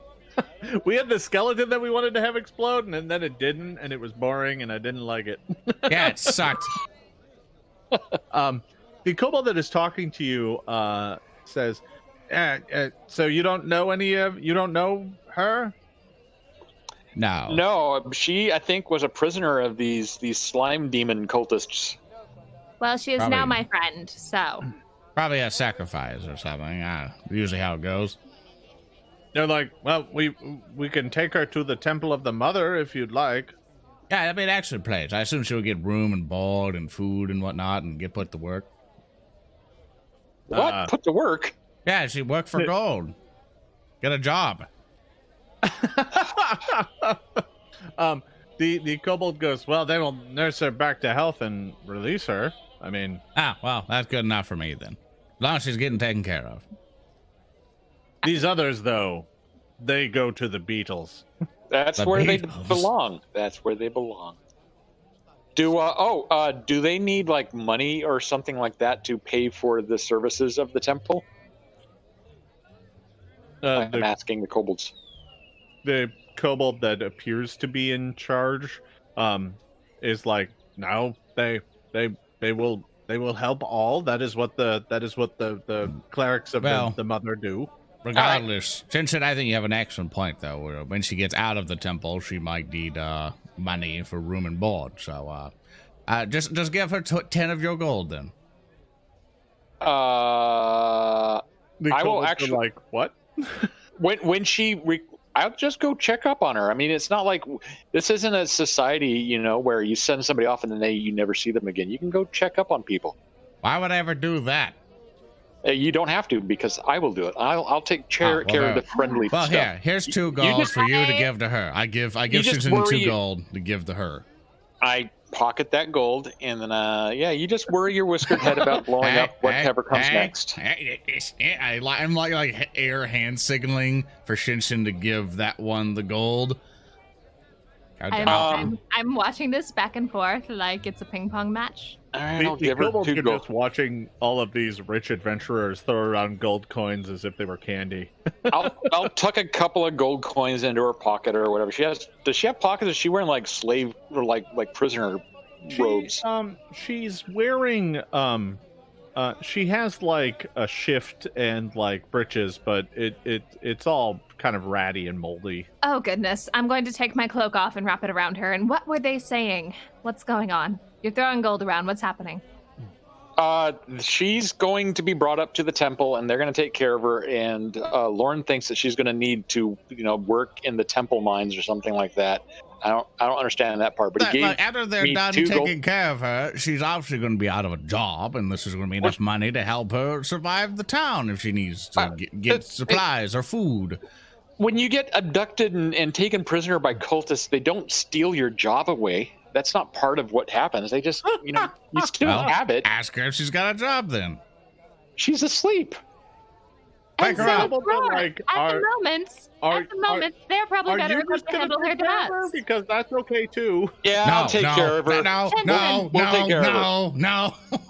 We We can't. will take care of her. We're adventurers. We can't be saddled down by not adventurers. She's an adventurer. That's how she got into her situation in the first place with shenanigans that she went down into the basement and. All right, could Shensen, be I'll a- only agree to this, but if she she could be a dies, I'm groupie. resurrecting We her need- as an undead. We need fans. She can be our first fan. You've been All carrying right. around a ghost this whole time, Lord. I don't- Yeah. Yeah, he's easy to transport and he has knowledge that helps. You hear a faint whisper. I do. I'm helping. It's Yeah, true. you are, Chris. So shut up. I like push the ghost back in the skull. Now, Shensen, she's your responsibility. Understood? I gotcha. Good. All The right. kobolds are like, eh. Wait, when did my new friend become Shensen's pet? I don't She's your know. responsibility too. The kobolds You- head back over towards the basement where all of the books and bodies are all being loaded out into a cart to be taken away. Except for the slimy demon book that I stole and I've hidden in my bag. Well, hopefully it doesn't go Yes. through it. Yes. You do have the slimy, gross, like the leather on the outside of it is oily and slick and feels spongy. Like booger. Is it made out Yeah. of booger? Kind of. Oh. And you grabbed some things off of her body as well, right? Like weapons and holy symbol and stuff. Yeah, and any shiny trinkets she had, her pile of platinum she's just keeping on her belt. The magic scimitars and the magic violins. Yeah, that you had. and the bazooka. Did you say bazooka? No, I Oh, wrote it alright. down on my character sheet, so I have it. Bazooka +1 while you're at it. Yeah, Jeez. plus one to explode. So I'm assuming you're heading home, or Yep. was Yep, there we're heading shopping you home to wanted go to sleep. complete? All right. I mean, No, it's we're not the heading next. home. Yeah, we have to probably sleep because the next day, Shensen's scimitar. Ooh, I Right. don't know if we'll be done. All right. So you head back to the shack out behind the Cracked Fang, and upon arriving there, the owner of the establishment this would be Snelk, Mhm. is outside haggling with another kobold that looks pretty similar to him. Oh, that's his brother, the carpenter. And it's like, "Meck, meck, meck, meck, meck, meck, meck, meck, meck, meck." And those who reply. can speak Draconic hear them arguing over price. And Snelk is finally like, fine, you did a great job. Here, you miser. And he hands him a few coins, and the brother is like, yeah, you're welcome, brother. Don't call me again. And then he wanders off. Oh. And Snelk looks to you and says, it's fixed. Oh, look. Wow. It's How much? got that completely that those boards over that hole will help prevent fall in. I'll lean down over the Snelk and be like, "How much did you pay for that?" He was like, it was only a couple silver. Okay, I know how easy you are now. I walk in.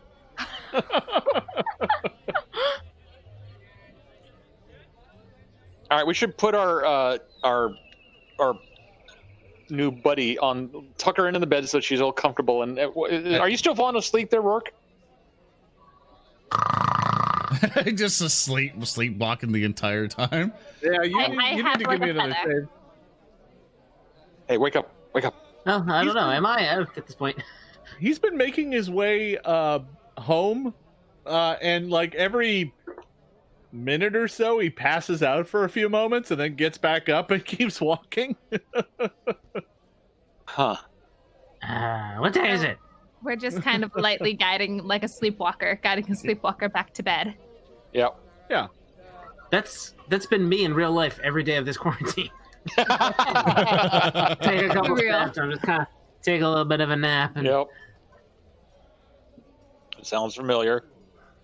All right, All right. well, let's prop Shensen up on the table and our new friend up in the bed, and I will take my Yeah. little step stool over here. And Yeah, I don't trust putting her in that room. Shen, could you help me move this bed to the pretty much the No, main lobby in the corner?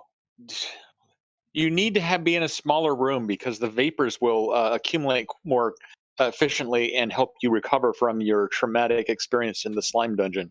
Shen, do you Yes. really want your newly found, or at least Ilana's friend, sleeping right by a poorly covered dungeon hole?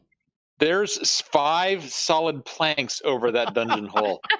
All right, she's your responsibility. Let her in.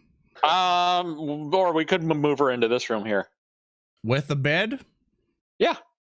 Okay, you move the bed yourself. Then your responsibility. I sit in my All right. chair and I read my book. All right, Once again, since I'm the strongest person in the party, I'll just pick that bed up and yeah, give me call an it over. athletics check to move the bed. I'll come help her. It's That like bed it's ain't nailed going down. nowhere. Oh, geez. Where did that strength come from? I you just go. imagine Ilana just Wonder Womaning it, just one hand, just whoop. I just imagine just kind of crawling under the bed, and you just see a little pair of legs walking the Just bed to the other room. Also, quick thing, Jason, check your. Okay, never mind. You fixed it. You were doing something else, making your OBS flicker. You're fine now. But yeah, I guess I watched the move the bed. I stand back here as Ilana's setting the bed. That's an awful traffic pattern. You need to move it out of the doorway. Well, we could always use it to block the back door. Then we have one entrance, one exit, and nobody else can come in. Or you can put it on this table. That makes it sort of feel regal. It's like a bunk bed, just not. Yeah. Or we could move. Let's move this crate or this barrel into the other room where Is over is here. our new friend still standing outside? Yes. You left- mean Oh. you mean Snelk? No, No. not Snelk. I mean our drow friend. Hey, I'll Oh yeah, try to. she's unconscious. So yeah, let me. Who's carrying her? She's just laying on the ground. I There was. you go. There we go. All right. And I'm going to stand guard to make sure she isn't used for a buddy bomb. You know, that's a good thing to confirm. Do you want to move the bed over in the corner, or Yes. all right? So where do you want to move the barrel? I want to bring move it the outside barrel right the here. living room. No, we need to move the barrel into the dungeon room because that way, if a monster climbs up, we can dump the barrel out and it will make the shaft slippery and it'll fall. Great. We don't Okay. even know what's in the barrel, but okay. It's filled with gack, I think. I don't know. Where this bed lives obviously matters. Yes, perfect. All right, now she needs to be moved off the dirty floor. Yeah, all right. All right, we good? Triumph. This torch, the No. feng shui of this torch is a little off. So there weren't even torches in here before. Apparently, he had those installed. So now you have light. So these aren't torches. They're not like fire spigots. So they're shooting fire straight out the side of the wall, right? No, those are torches. Yeah. Okay, good. Snelk is like, do you like it? I had him add the torches because I know how you sky breathers like light. It's yes, the torches are a nice touch. This picnic table's benches are a little askew. I'm He's gonna like, tow one of them. Tough. They're nailed down. Oh! Thank you very much, Mr. Snelk. I do Yeah. believe we all require. Whoa, he just took off. Yeah, Bye, Snelk. See you later. he goes back to the inn, which is in front. All right, so What time of you're day all is it? able to. You're all well. It's like mid-afternoon. It took you. I mean, it's mid-afternoon as far as you can tell. Down in a cave like this, you're not sure if there is a night and day. Yeah, I think the sun's gone. I get very depressed. Gone Yeah. forever. Yeah, you haven't seen the sun in quite some time. So Oh. you managed to rearrange some stuff and get everything all set. And I mean, you're not quite ready for rest yet. I mean, it is like you only got up like 5 or 6 hours ago. Although, to be honest, in all Says of you. this, I could name 5. Yeah, exactly. I could probably take a nap right now. It's fine. Take a nap, heal up, make sure Roark survives, make sure our new friend survives, regain a few spells, maybe take a look at whatever's dripping out of Shensen's bag. Oh no, yeah, that's true. I'm gonna look at my drippy book. Something's definitely dripping. I'm gonna go right here. So I'm pretty sure this is written in a language you don't understand. I yeah. can look at it. I Come can on, look dear. at it.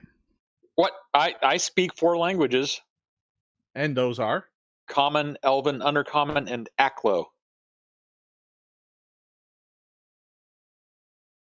Well, look at that. Never mind. Yay! I guess you do understand it. You take a flip through it there, Shensen, and this thing is filled with prayers and chants to some sort of blasphemous entity known only as Jubilex. Give I'm me not gonna- a religion check. And I'm going to make sure not to say his name out loud because, you know. It's fine. What if it's, you say it 3 times? Well, no, because he works for another guy too. I don't want to. Anyway, religion check. All right, that's a 17. I'm going to take a break at one point. The chat reminded me of something very important. I'm going to go cast prestidigitation on our guest so that she's not covered with like dirt and jail filth. So she's all clean and then I'm going back to read my creeper book with Right, the so squiggly letters. You go back and cast prestidigitation to get all the dirt and grime off of your poor prisoner, and Yep. she Friend, is not prisoner. well, she was a prisoner. She is currently sleeping fitfully in the bed. And then you go back to the table where Roark is passed out at the table and continue reading through your book of blasphemous chants and Mhm. horrifying litanies that deal with ooze, slime, and the melting of flesh. All right.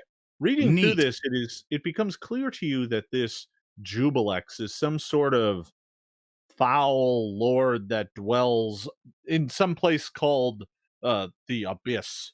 And this foul thing is apparently venerated by the Drow. But All that's right. really all you kind of get from reading through it. It's you're reading it, but it doesn't have the full context. It's like a book of litanies and poems, but you don't have the full through line story. Ooh, poems. I like poems. Yeah, they're great. They're haikus about slime. Oh yeah, I'm gonna start making up some like melodies to sing along with them. Yeah, Here comes the yeah. slime. It's all the time. All right, yeah, I Oh got boy. this. Creep up the wall that's down in the hall. That's fine. Mm. Yeah. All right. What are the rest of you up to? Just getting some rest? Reading my dead book. I asked Grisfeld, Yeah. can I get another page here? I've only got a few reading material. He's like, were you really going to try and blow me up? Yeah. And then your soul Yeah. will come back to the skull safe and sound. Yeah. No more spells for you. I give you spells and this is what you do with them? This is awful. Yeah, it's right here. It's like, come on, you did it. You'd have to understand how efficient this would be if I just sent you into a group of enemies, and basically you just annihilated all opposition. Not what I do. I'm not. Listen, I may tinker with the fundamental forces of life and death, but I'm not a monster. I'm not one either. I'm trying to destroy all enemies utterly and quickly, and you'll get in the way of this process. Look, Grisfeld, you must understand. I put you into these summoned creatures to keep the goodness in check. You are the conscience at this point. I want to make sure we get out of this alive and get to our mission quickly, but we don't want to disturb the people here in Kobold Town. You can help me make this right. Grisfeld, we can do this for good. You can explode me for good. That's what you're trying to tell me. Yes, Sounds imagine like a horde of enemies in front of us. You want me to go after them one by one? I can only catch so much magic a day, Grisfeld. You can just be one spell means they're all gone. Don't worry, I don't Grisfeld. I don't wanna- think he can actually blow things up. I've never seen him do it. I don't want to be exploded for good. Don't worry, Grisfeld. You don't have to worry about that decision. Good night, Grisfeld. I close the book and go to sleep. It's like 3 in the afternoon, but okay. I need a nap. I am like, what? I'm not at full health. I'm a hurt out of a lot. All right. So Lorne crashes out, and Roark is passed out on the table. I'm using Roark as a book prop to hold up my book, so he's still helping. You know, like how the leaning it up talons are? against him? Like the talons, how they curl, you put the book in there. Yeah. So after Lorne's asleep, good old Grisfell here pops out of the skull and like comes over to you, Ilana, and he's like, I don't know about Lorne. I don't think he's okay. Whatever do you mean, Mr. Grisfell? I think he's. Are you sure he's one of the good guys? Well, we've been traveling together for a while, and he wants what's best for us. Why? Is there something wrong that he's been doing? Domination. I shift.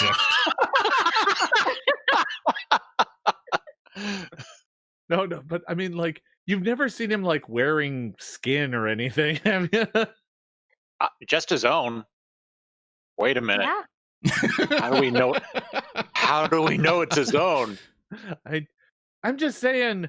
I'm really worried about him getting into the deeper chapters of my book. There's some things in there that tinker with life and death and blur the line a little. You know, yeah. I was tempted by some of it, and I managed to resist, but I don't know about Greybeard here. He's Save orphanages. I think he's just saying that. Thank you for the key to the city, Mayor. Mr. Grisfell, is there something Are you absolutely sure? Are you uncomfortable with Lorne? Do you not feel safe with him? I mean, you also delved into a few things that now you're like this, to put it delicately. Yeah, but I mean, you could be his moral compass. I learned a lot, so. I mean, it could be a learning moment for Lorne. You could help guide him. Oh boy!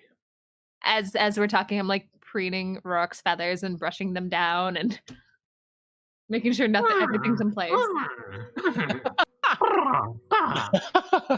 Lorne looks around the room at the four, or not Lorne, Grisfell looks around the room at the four of you, and is just like, "What have I gotten myself into?" You're still free to go at any time. We can find you a nice ledge that looks over Kobold Town, and we can leave your skull there if you really so wish. You're talking to nobody. He vanished. Oh, that would have been nice to know. I'm cuddling the skull and petting it as I sleep, going, domination. Glorious domination. I look and kind of cringe and shrug and helping people in the innocent with domination. All right, everyone. I'm gonna go to the back of this creepy monster book and like look at the index for entries under L for Lorne. Just to be sure. I appreciate your assumption that this blasphemous book of evil has an index. Everything's out of order. They're not that much of a monster, right? Nah, I'm afraid they are.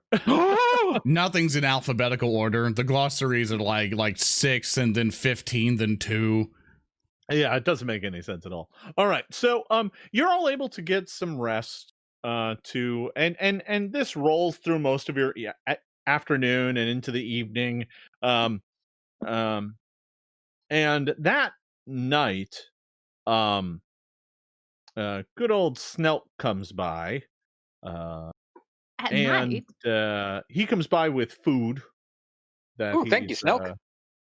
He wants to put out on the table, and so he goes and drops some food for all of you, and it's like, so I was wondering if we could talk about your upcoming performances. Oh, sure. I have one real quick question. Can I paint a sun on the ceiling in here? He's like, what? A sun, the day star. Can I paint it on the ceiling just to give this room a little bit of, I don't know, flavor, ambience? He's like, why would you want to do that? For glory. It would make it look more welcoming and friendly, and then you would sell more. Once we move out of here and you are selling things, people will flock to this place to stay in the sunlit chambers of Snelk's Sun Shack. You could call it Snelk's Sun Shack, and people would come from miles. He's like, I don't know. I mean, I this place I never really rented out for much. I mean, Well, you could melt. Okay. Well, I need to find paint first. So, ooh, is there food on my table now? yeah, he's thrown down some plates with some food on it.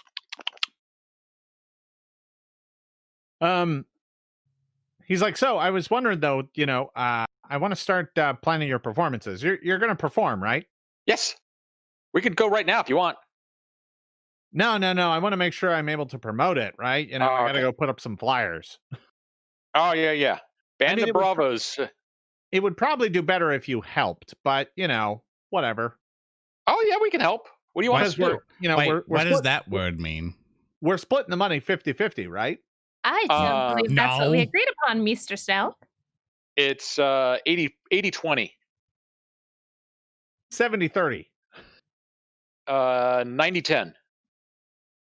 I mean, if you really want me to take 90, that's fine. Oh no, 90 for us, 10 for you. Wait, you went the other way.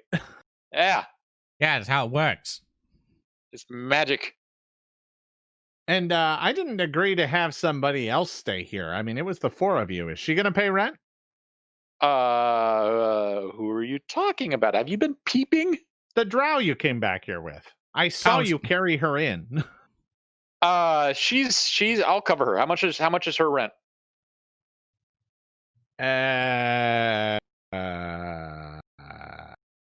5 copper is usually the 5 competitive rate. silver a day. 5 silver a day? That sounds extravagant and highway robbery. How about 1 silver a day? 3. 2. 2.5. 2 and 1 copper. 2 and 3 copper. All right, that sounds good.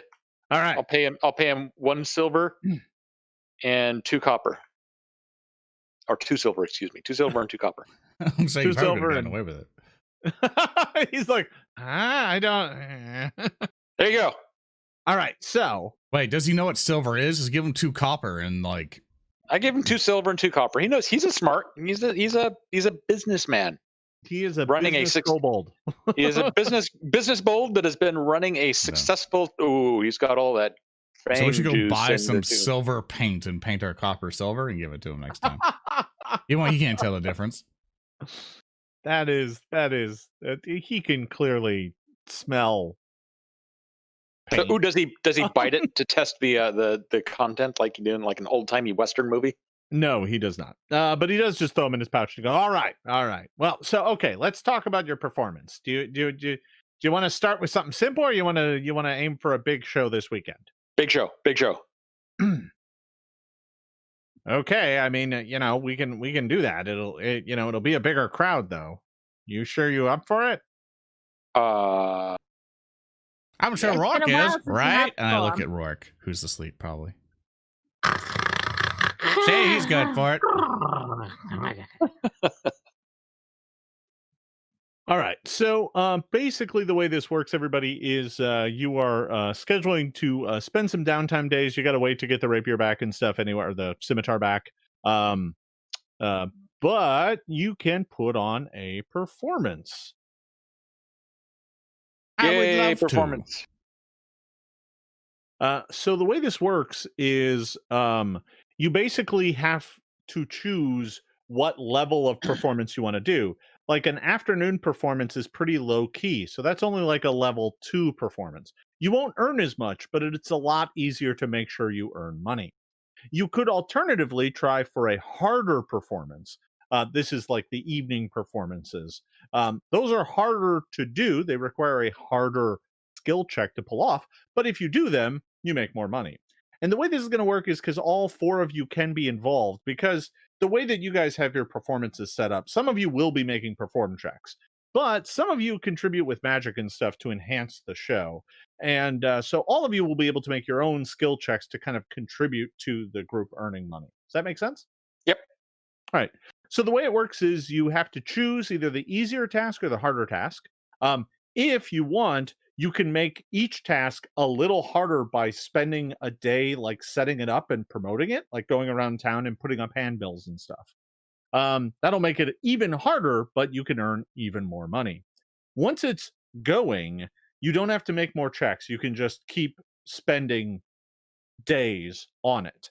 And a lot of that is dependent upon how long I allow the event to happen. So if you're doing the harder thing, you can have that go for up to 3 days over the weekend. But if you're just doing the afternoon shows, you can kind of do those as long as you want. Well, I vote for the harder weekend shows because those are memorable. Yeah, we'd also set expectations really high doing it. Are we good with that? I mean, we kind of already set a bit expectation with the Festival of the Egg, didn't we? Yeah, we skinned that snake and then broke its bones. That's pretty memorable. Well, I'm good with that. Roark, what do you think? I think we should wow this place. Are you awake? This is days. This is. I assume it's hours later at this point. It's the evening now, so yeah, you're awake. Okay. Yeah. Oh, your sleep cycle's all thrown off, though. Yeah, I'll be fine. Yay! All right. So you've decided to go with the harder weekend shows. Do you want to spend time advertising it, or you're just gonna be good with a level? Basically, I'm asking, do you want a level 4 show or a level 5 show? Let's advertise and make it a 5. Yes. Brandon Bravos does not step down. That's right. Oh, there's no way how this could go wrong. Right. Absolutely not. Nope. This is the way to success. Remember, bad shows still make movies or still make money at that point. It's going to be it's going to be a sensational show. Get out of here. Yeah. Did you say sensational? And Shensen has lost a hero point. No, I don't need hero points to put on my sensational shows. No, they are not putting on cats. That is for sure. All right, now, so I mean, first of all, none of them are playing Catfolk. All right, now, so the next day, you're allowed to go out and kind of do advertising for the show. If anybody wants to accomplish anything else, like do shopping or anything like that, you can kind of do little tasks while you're out promoting the show. I'm curious if you have any ideas of how you want to promote the show. I mean, you can just go around and put up flyers, but I leave that up to you. I think it's just some little flyers, some sort of just shouting it, talking it up, and maybe doing a little like in the middle of the marketplace. I do a couple flips, and it's like, if you want to see more, come see the Band of Bravos. I think it's kind of fun to have a dancing lights parade. A dancing lights parade. That's nice. All right. Bright and colorful, and we guide them to the bar. Can I animate a skeleton and just have Grisfeld follow me around putting up flyers? He's like, oh, I mean, I guess we can do that. Yeah, we'll put you in a cool t-shirt and a hat. And they'll be all branded Band of Bravos and whatever, like, come watch the show at the whatever end. So, let me get this straight. You're going to go buy a cheap tunic. Yeah. And you're going to paint it? Yep. I'm going to get him a hat. Do you make him look friendlier? I want to see how terrible this t-shirt is. Oh, my crafting is like a +4. Yeah, well, why don't you go ahead and roll that? Go spend a hero point. I want to see how bad I can make it. All right, 13. 13. All right. I mean, it's not quite Comic Sans, but it's close. No, that's the intention of it. I want it to be as Comic Sans as possible, like neon green and baby blue or whatever. Just like all those 90s colors. And I want to see if there's also like I'm willing to also, as we're going around, I want to see if there's anything that is the medieval form of sunglasses. I mean, if you're going for the 90s internet banner, I mean, shouldn't the skull on that skeleton anime be rotating? Yeah, like rotating and terrible, like pixelated animation and like a really terrible sprite fire on it. Why do you guys do this to me? So I am going to say this, folks in chat, you now have your assignment for next week's session. I need to see some fan art of a skeleton wearing a Band of Bravos t-shirt painted poorly. With a hat with sunglasses. with a hat and sunglasses, looking as depressed as a skeleton can look. All right, I'll leave the people watching to figure that out. So, all right. So use hashtag Band of Bravos so we can see it. Yeah, if you do on Twitter. Make sure to put it under hashtag Band of Bravos so that everyone can marvel at your terrible, glorious skeleton. All right. So, you're gonna walk around and put up flyers. It sounds like Ilana's going to illuminate the entire parade with dancing lights. Roark is going to be doing backflips and giving a bit of a taste of what the show has to offer. And Shensen, what are you doing?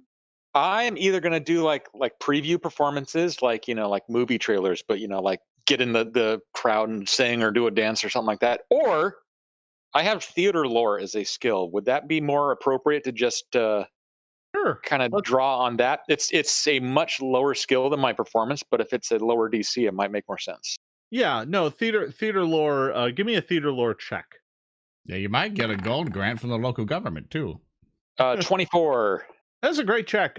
You realize that, one of the best ways to get people excited about a show is kind of what you folk are already doing, right? Going to the markets, giving them a taste, putting up flyers on the major thoroughfares. You do come up with the idea of taking the flyers and going straight up towards the temple to the mother and putting them all along the thoroughfare there, as many kobolds make their way to and from the temple every day. You paint the town and with news of your upcoming performance, and that is how you spend the next day. Does anyone want to do anything else while you're out? You can pick up. I believe the scimitar only took 1 day. Oh, I'll go grab that then. So I think you get your scimitar back. Yay. Jason. Yes. Can I buy a silver buckler? A low grade silver buckler. It's a level 2 item. I think as I'm going through the yards, dogs are barking at Grisfeld for his bones. As you hear, courtesy of Gambit, or is that you, Jason? Yeah, that's you, Keeley. No, that was totally Big B. Yeah, they see Grisfeld. There are a few stray curs that run up to Grisfeld and try and steal his leg bones. And he has to be like, bat him away. Talking grass. Dogs, really Lorne. I didn't hurt them. I just give a little. Yeah. We've seen what your just little is. Look, that's when I get scared in melee. That one of those drow didn't even make it to the bug pit. Yeah, I am the beetle pit. They swept they swept up the ashes and just got rid of them. All right, so so you guys spend the day wandering around town and preparing for your show. The next day, you are taken into the tavern to set up for your show, and they have put up. Oh, nope, wrong map. Sorry. That's a big tavern. Yeah, no. Oh, look at that fancy new thing. Yes, upgrades. They've put up a stage. Looks like it works. So, Snelk takes you inside and is like, so I put up a place where you can perform up here. Excellent. So do you need anything? Do you need like I don't know. What do you play? Do you play jugs? Do you play washboards? What do you play? What? No, I've got a violin. I provide the soundtrack, and Roark has all of the talent that he springs and bounces around. And Lauren, what do you? I do the pyrotechnics and the special effects. Yes, the pyrotechnics and the special effects. And also, I provide stagehands. Come on, Grizz. And Ilana is certainly there to help when those special effects maybe, but probably won't Yeah, go out of good. hand and need. I don't know. There.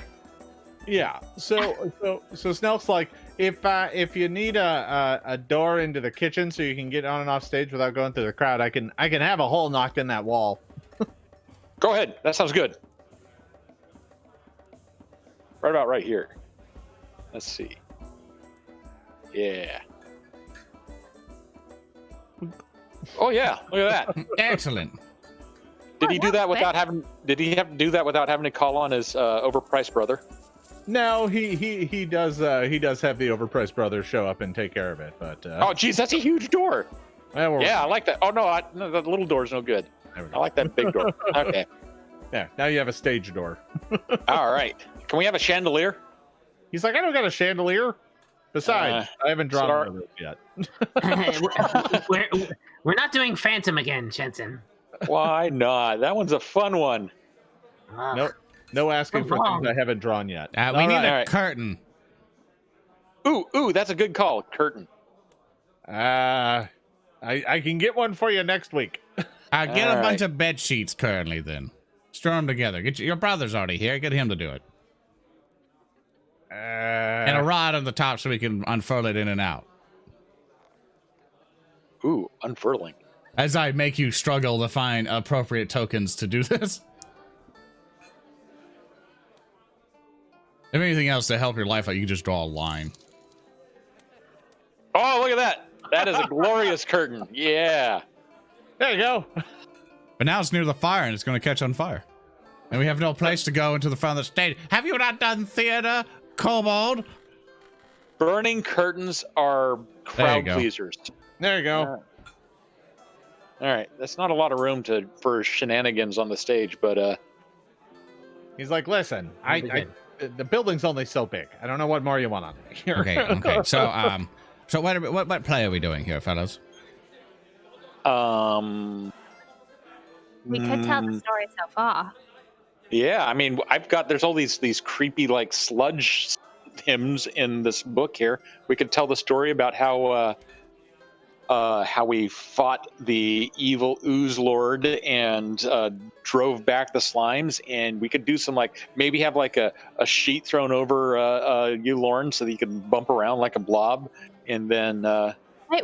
Why don't we have a skeleton now. Why don't we just tell the story from the beginning when we battled skeletons and took back the mine? And that's a good idea. it'll be a great Chris is way like, I could play Lorne. Yes, Mr. Griswell, you can definitely play Lorne. Actually, I get hay and just stick it under his mouth and stuff and stick it in between his teeth and in his nose to form like a beard.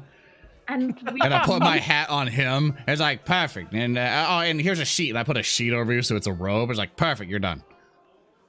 He's like, just kidding. That doesn't do anything. You know I don't have lips. I don't talk with lips. Yeah, whatever, nerd. Okay, so here's your things, and so I guess I help give him the idea of all what happened, and you're like, okay, cool. I'll help announce the show, and then I'll rush back and do the special effects, and the rest of you will do the thing like we always do, right? we'll tell the Perform checks. story as we do it. We'll use it to open discussions with the ogre, orcs. Oh dear, who are they? Whoever we need to open peace discussions with. Works. Orcs. Marvelous. So we'll instead of I'm not going to ask you to actually perform the play. I'm more curious as to how each of you are going to contribute to it. That way I know what checks are going to be making. Oh, I'm doing a performance check. Okay? So Yeah, you're I'm going gonna- to be on stage performing. Yes. All right. I will be Ooh, doing the same performance. All right. So Roark and Shensen will be out there performing and doing acrobatics and stuff like that. Okay. I have it. Lorne. I'll be doing Arcana checks for doing magical effects. Okay. And Ilana? Oh, I don't have anything good. I could do halfling lore for storytelling and be the narrator. Yeah, I mean, yeah, being they Perfect. do need a narrator, so that's fine. All right, then let's go with halfling lore because that's the best check. All right. Oh yeah, that's good. All right. So, so it's showtime. It's the evening of your first performance, and so you all are taking your places. You peek outside the curtain, and the place is pretty full. As you can see, there's a trio of boggards up at the bar, drinking and croaking loudly. There are a handful of kobolds here. There's some Duergar. There's some deep gnomes. There's a few drow. There are a few they look vaguely like goblins, but they're like 6.5 feet tall, wearing armor. They are at a table over here. Ooh, stretched goblins. Yeah, they're kind of weird. They have kind of grayish green skin, and they're wearing armor and have weapons. So yeah, and it is time for your performance. Now, this is a downtime activity, so basically we're going to resolve this by making some checks to see how good the performance is. This will also determine how much money you do make. So the way this is going to work is each one of you is going to make a check versus the DC of their performance. Now, I know what that is. You don't. So I'm going to ask each one of you to go ahead and make your checks. And once they're all made and everybody's happy with their results, I will reveal to you how good the show actually was. Uh-oh. Well, we're off to a good start. And Arcana. I'm going to spend a point on that. Yep, you can spend one, and I'm going to spend one. Ooh. And now I have none. And re-rolling my Arcana, and was worse. Just by one. Yeah, it's worse. All right, so what was that? Shensen had a 25, I have a 25, Lauren has a 17, and Roark has a 21. That's right. All right. I'm the weakest link. No. You all get out there to do your performance, and Shensen and Roark are doing all of the action and miming, while Ilana is telling a riveting tale. The curtain finally opens, and everyone is engaged by your story. The only thing that doesn't fire off too well is some of the special effects. They seem poorly timed. They didn't quite happen the way you wanted. Maybe a rehearsal or two might fix that up. Did you involve Grisfell in this at all? Yeah, he's playing me, and people can probably tell the knockoff Lorne just shambling around. He's messing up his lines. So he's going to make his check. No, he's part of my Arcana check. No. He kind of stumbles around. Ooh, can he make a claws check? Because he rocks with those. He spends some time wandering around in the back of the stage, and you're not sure all the straw and whatnot stuffed into his eye sockets. I'm trying to direct him correctly, and that's why I messed up some of the cue times. I'm trying to like min-max him, and it's like So he kind of spends most of it just stumbling around the back of the set. Mostly getting in everyone's way and not really doing a very good job. But it's like not normal, terrible. Lauren. Yeah, it could be worse, right? So after that performance, the crowd is pretty receptive. There's a fair number of applause. People seem pretty happy with the show that they've gotten. They start tossing coins into the tip jar, and between that and tips left at the bar, the group of you manages to raise a grand total of 3 gold and 4 silver for your performance. Yay! As we all type it in Discord. Good job, everyone. As the group tries to rapidly figure out how much money that is. That's for the whole group, by the way. That wasn't each. That was your total money. And I'm assuming all of you are experts in the things that you were listed, or are some of you just trained? That may actually affect it. I'm pretty expert. I'm trained. I'm expert. Also expert in performance.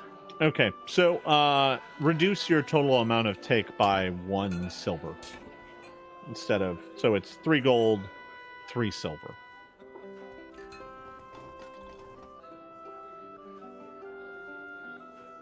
Yeah, nobody throws any rotten food at you. Nobody, you have a pretty good performance night. Yay! And people begin to leave with smiles and talks about the interesting story from the Sky Breathers. I'm Word both of mouth. relieved and kind of disappointed that we didn't have to completely ad-lib a story. That sounds like a toy line. Sky breathers. And it's just like just From the breathing air 1990s, it on has top of the history. rock. Sky breathers. Breathe in lots of sky. Golden air up above. Sky breathers. Now coming to a Toys R Us near you. Oh, too soon. Too soon. All right. So, They're the only ones who can't do anything to us. are you? That's messed up. So are you continuing your performance the following night? Oh yeah, for sure. Might as well. Yeah. All right. So the next night, you guys finish up the evening. Snelk is pretty happy with your performance.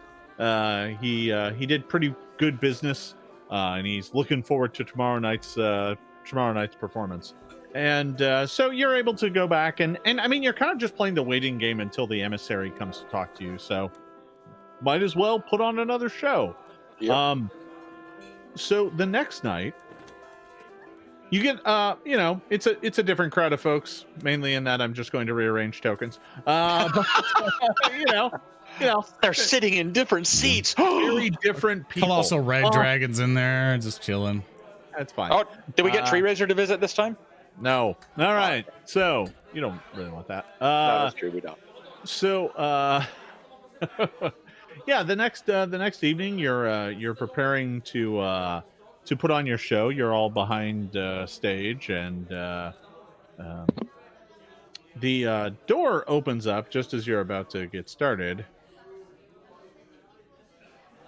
Oh no. As a large, hulking humanoid comes in, who Yay! has the Bingo. body of a man, but the head of a bull. And he kind of comes in and muscles his way into the place. And he's going to go back here and lean up against the wall. There is kind of a hush when he enters. And you notice he has large horns atop his head, but one of them is snapped off at the end. Well, Snelk ends up back in the kitchen here within moments and is like, okay, nobody panic. I begin Why to would we panic. panic? That's Hagen One Horn. Okay, just I hope he doesn't ruin things. I'd try and kick him out, but he'd probably get angry. He's fine. He's just a connoisseur. Okay, I'm gonna try not to serve him too much alcohol. well, just don't give him any of the horn, or if you do, maybe water it down. He kind of goes back to the door and peeks out. He might already be drunk. Okay, good luck. He makes his way back out front. Well, break a leg, everybody. No pressure. Yay. We'll be fine. We'll be fine. We've dealt with worse audiences. Drunk. All right, so you don't have to make checks again for this performance, unless you want to. You can just coast on the exact same checks. However, the moment you get started and the curtain opens, you immediately notice something is different. First of all, some of the folks have kind of moved away from where our newcomer is. Oh. As he leans up against the wall, like reaches over just as the curtain goes up. He reaches over to a table where someone else was sitting and grabs their drinking horn and just starts downing it. Still not the worst audience we've had. All right. So what do you do? The show must go on. Can I attempt a society check to know if I've heard any rumors of Hagen One Horn? You can try. I mean, you're not really from around here, so. Oh. Right. Well, that's why I rolled a 1. That's It's like, emblematic. Yeah. I think that horn is where they got the thing you drink the whiskey out of. I will attempt one with my travels with Grisfeld in the town. That is a 24. You haven't, from all of your time up on the surface, you haven't heard a thing, right? I mean, news of this guy hasn't spread. But here in town, you could have sworn you heard somebody complaining about him in the market, that he had broken a bunch of their wares when he visited the other day. Oh, did he go to a china shop? I thought of it too. I knew I had respect for all of us, and I didn't say anything. But I'm glad you took the bullet. Yeah, that's what I'm here for. I'm the bard. All right. Is there anything I should know before I go start the show? We should probably not do the parable about the matador. That's No. I turned my cloak inside out so the red is on the inside. Yeah, exactly. Good call. Yeah, no. I think my cloak is still with our friend. Okay, well, I think we are good to go. No pink or red colorful dancing lights. Let's go with blues and greens and soft colors. And I do my thing where I cast the lights out and let's start the show. Do we need to roll again?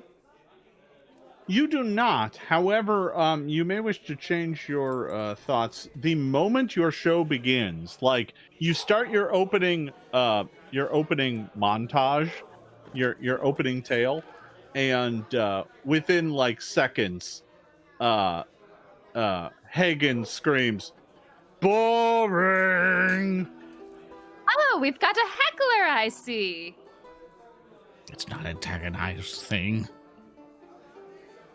I look at the torches that are to the side, and I assume Ilana is doing various things like announcing and whatnot. Can anyone Arcana stuff to make it to where like to emphasize on some words? I have like the torches spout even more fire with like magic. Give me a revised Arcana check. 31. That's a natural 20. All right. Well, the crowd really seems to get into it, and despite the amazing performance, like, I mean, that really adds something to it. Like, the light starts flaring. Can we do the thing to where, like, as she begins to tell the beginning of the tale, I'm like, oh, I got this, and I start morphing like trails of fire to morph various things as she tells like sort of like great battles and whatnot. It's like figures of flame interacting with each other, all behind her, not burning any of the stuff in the building. Yes. And just as that is happening, Hagen screams, "Doll!" and chucks a mug up at the stage. Can one of the fire dragon that I have performing like turn around and burn it in midair to impress him with my natural 20? The flames do catch the mug as it goes sailing right at. Let's see who it's thrown at. 1, 2, 3, 4, 5, 6. Okay, so 3. It's gonna go right at Roark. All right, so Roark, you take a mug to the face as he chucks this mug up at the stage. It's only going to do a D3 plus his strength modifier, which is significant. Can we try to like snatch it out of the air before it hits them? Yeah, take it and start juggling. Well, I mean, we're not technically in combat, so you're moving around the space. I'll give you an acrobatics check, but you're going to have to get really high. Sure. You got 2 points left. I'm gonna hero point my acrobatics roll. You as We're well. almost done for the night anyway. All right, that's a 24. You as well, Keeley. You're trying to prevent the heckler, and you manage to deflect it so that it doesn't hit him right in the face. But it does like spray ale over all of you. Like you just get splattered with ale, and I'll yell out, "Yay, free booze!" Despite your best, Exactly. The folks out in the crowd start laughing. A laughing crowd's better than a booing crowd. Wait, he is a bull. Can I wild empathy him and calm him? Well, I mean, he's not actually a bull. You could try you could just diplomacy him regular since he's a sentient being. Yeah. You can't handle animal a minotaur. I mean, we're all Serenay's creatures, are we not? No. That's true. Well, Look maybe what not I one. do. I point the Grisfeld. Oh. Grizz is like, I'm not going out there. Grizz, you're Can- a ghost. He's like, that guy might hurt. Look at how big he is. Oof, I'd get the rest of the audience to boo him for his bad behavior, but that could cause a bar fight. Can I try to like work a command spell into my performance to make him like trip or something like that? Maybe make him. I mean, your performance takes you on and off stage. And That's true. So, I mean, you can easily go and cast a spell at him from like the kitchen door if you want, assuming that you have range. Let me see here. 30 feet. I would assume. Yeah, that's. Oh wait, is it short? Oh, it's short.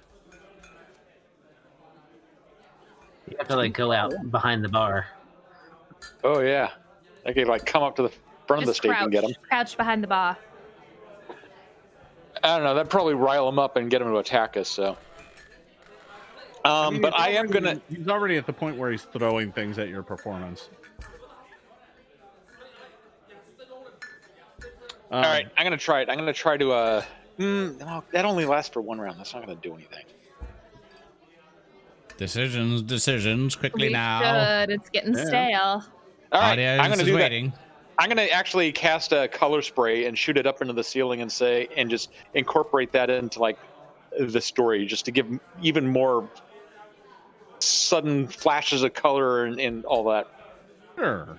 All right. So you spend your color spray. I mean, you're not hitting anybody with this, I'm assuming. Right. Right. No. All right. So you unleash a blast of colors into the ceiling, doing everything you can to attempt to distract from Hagen. Give me a performance check with that, and we'll see if you manage to draw attention away from the surly Minotaur. 28. Pretty good.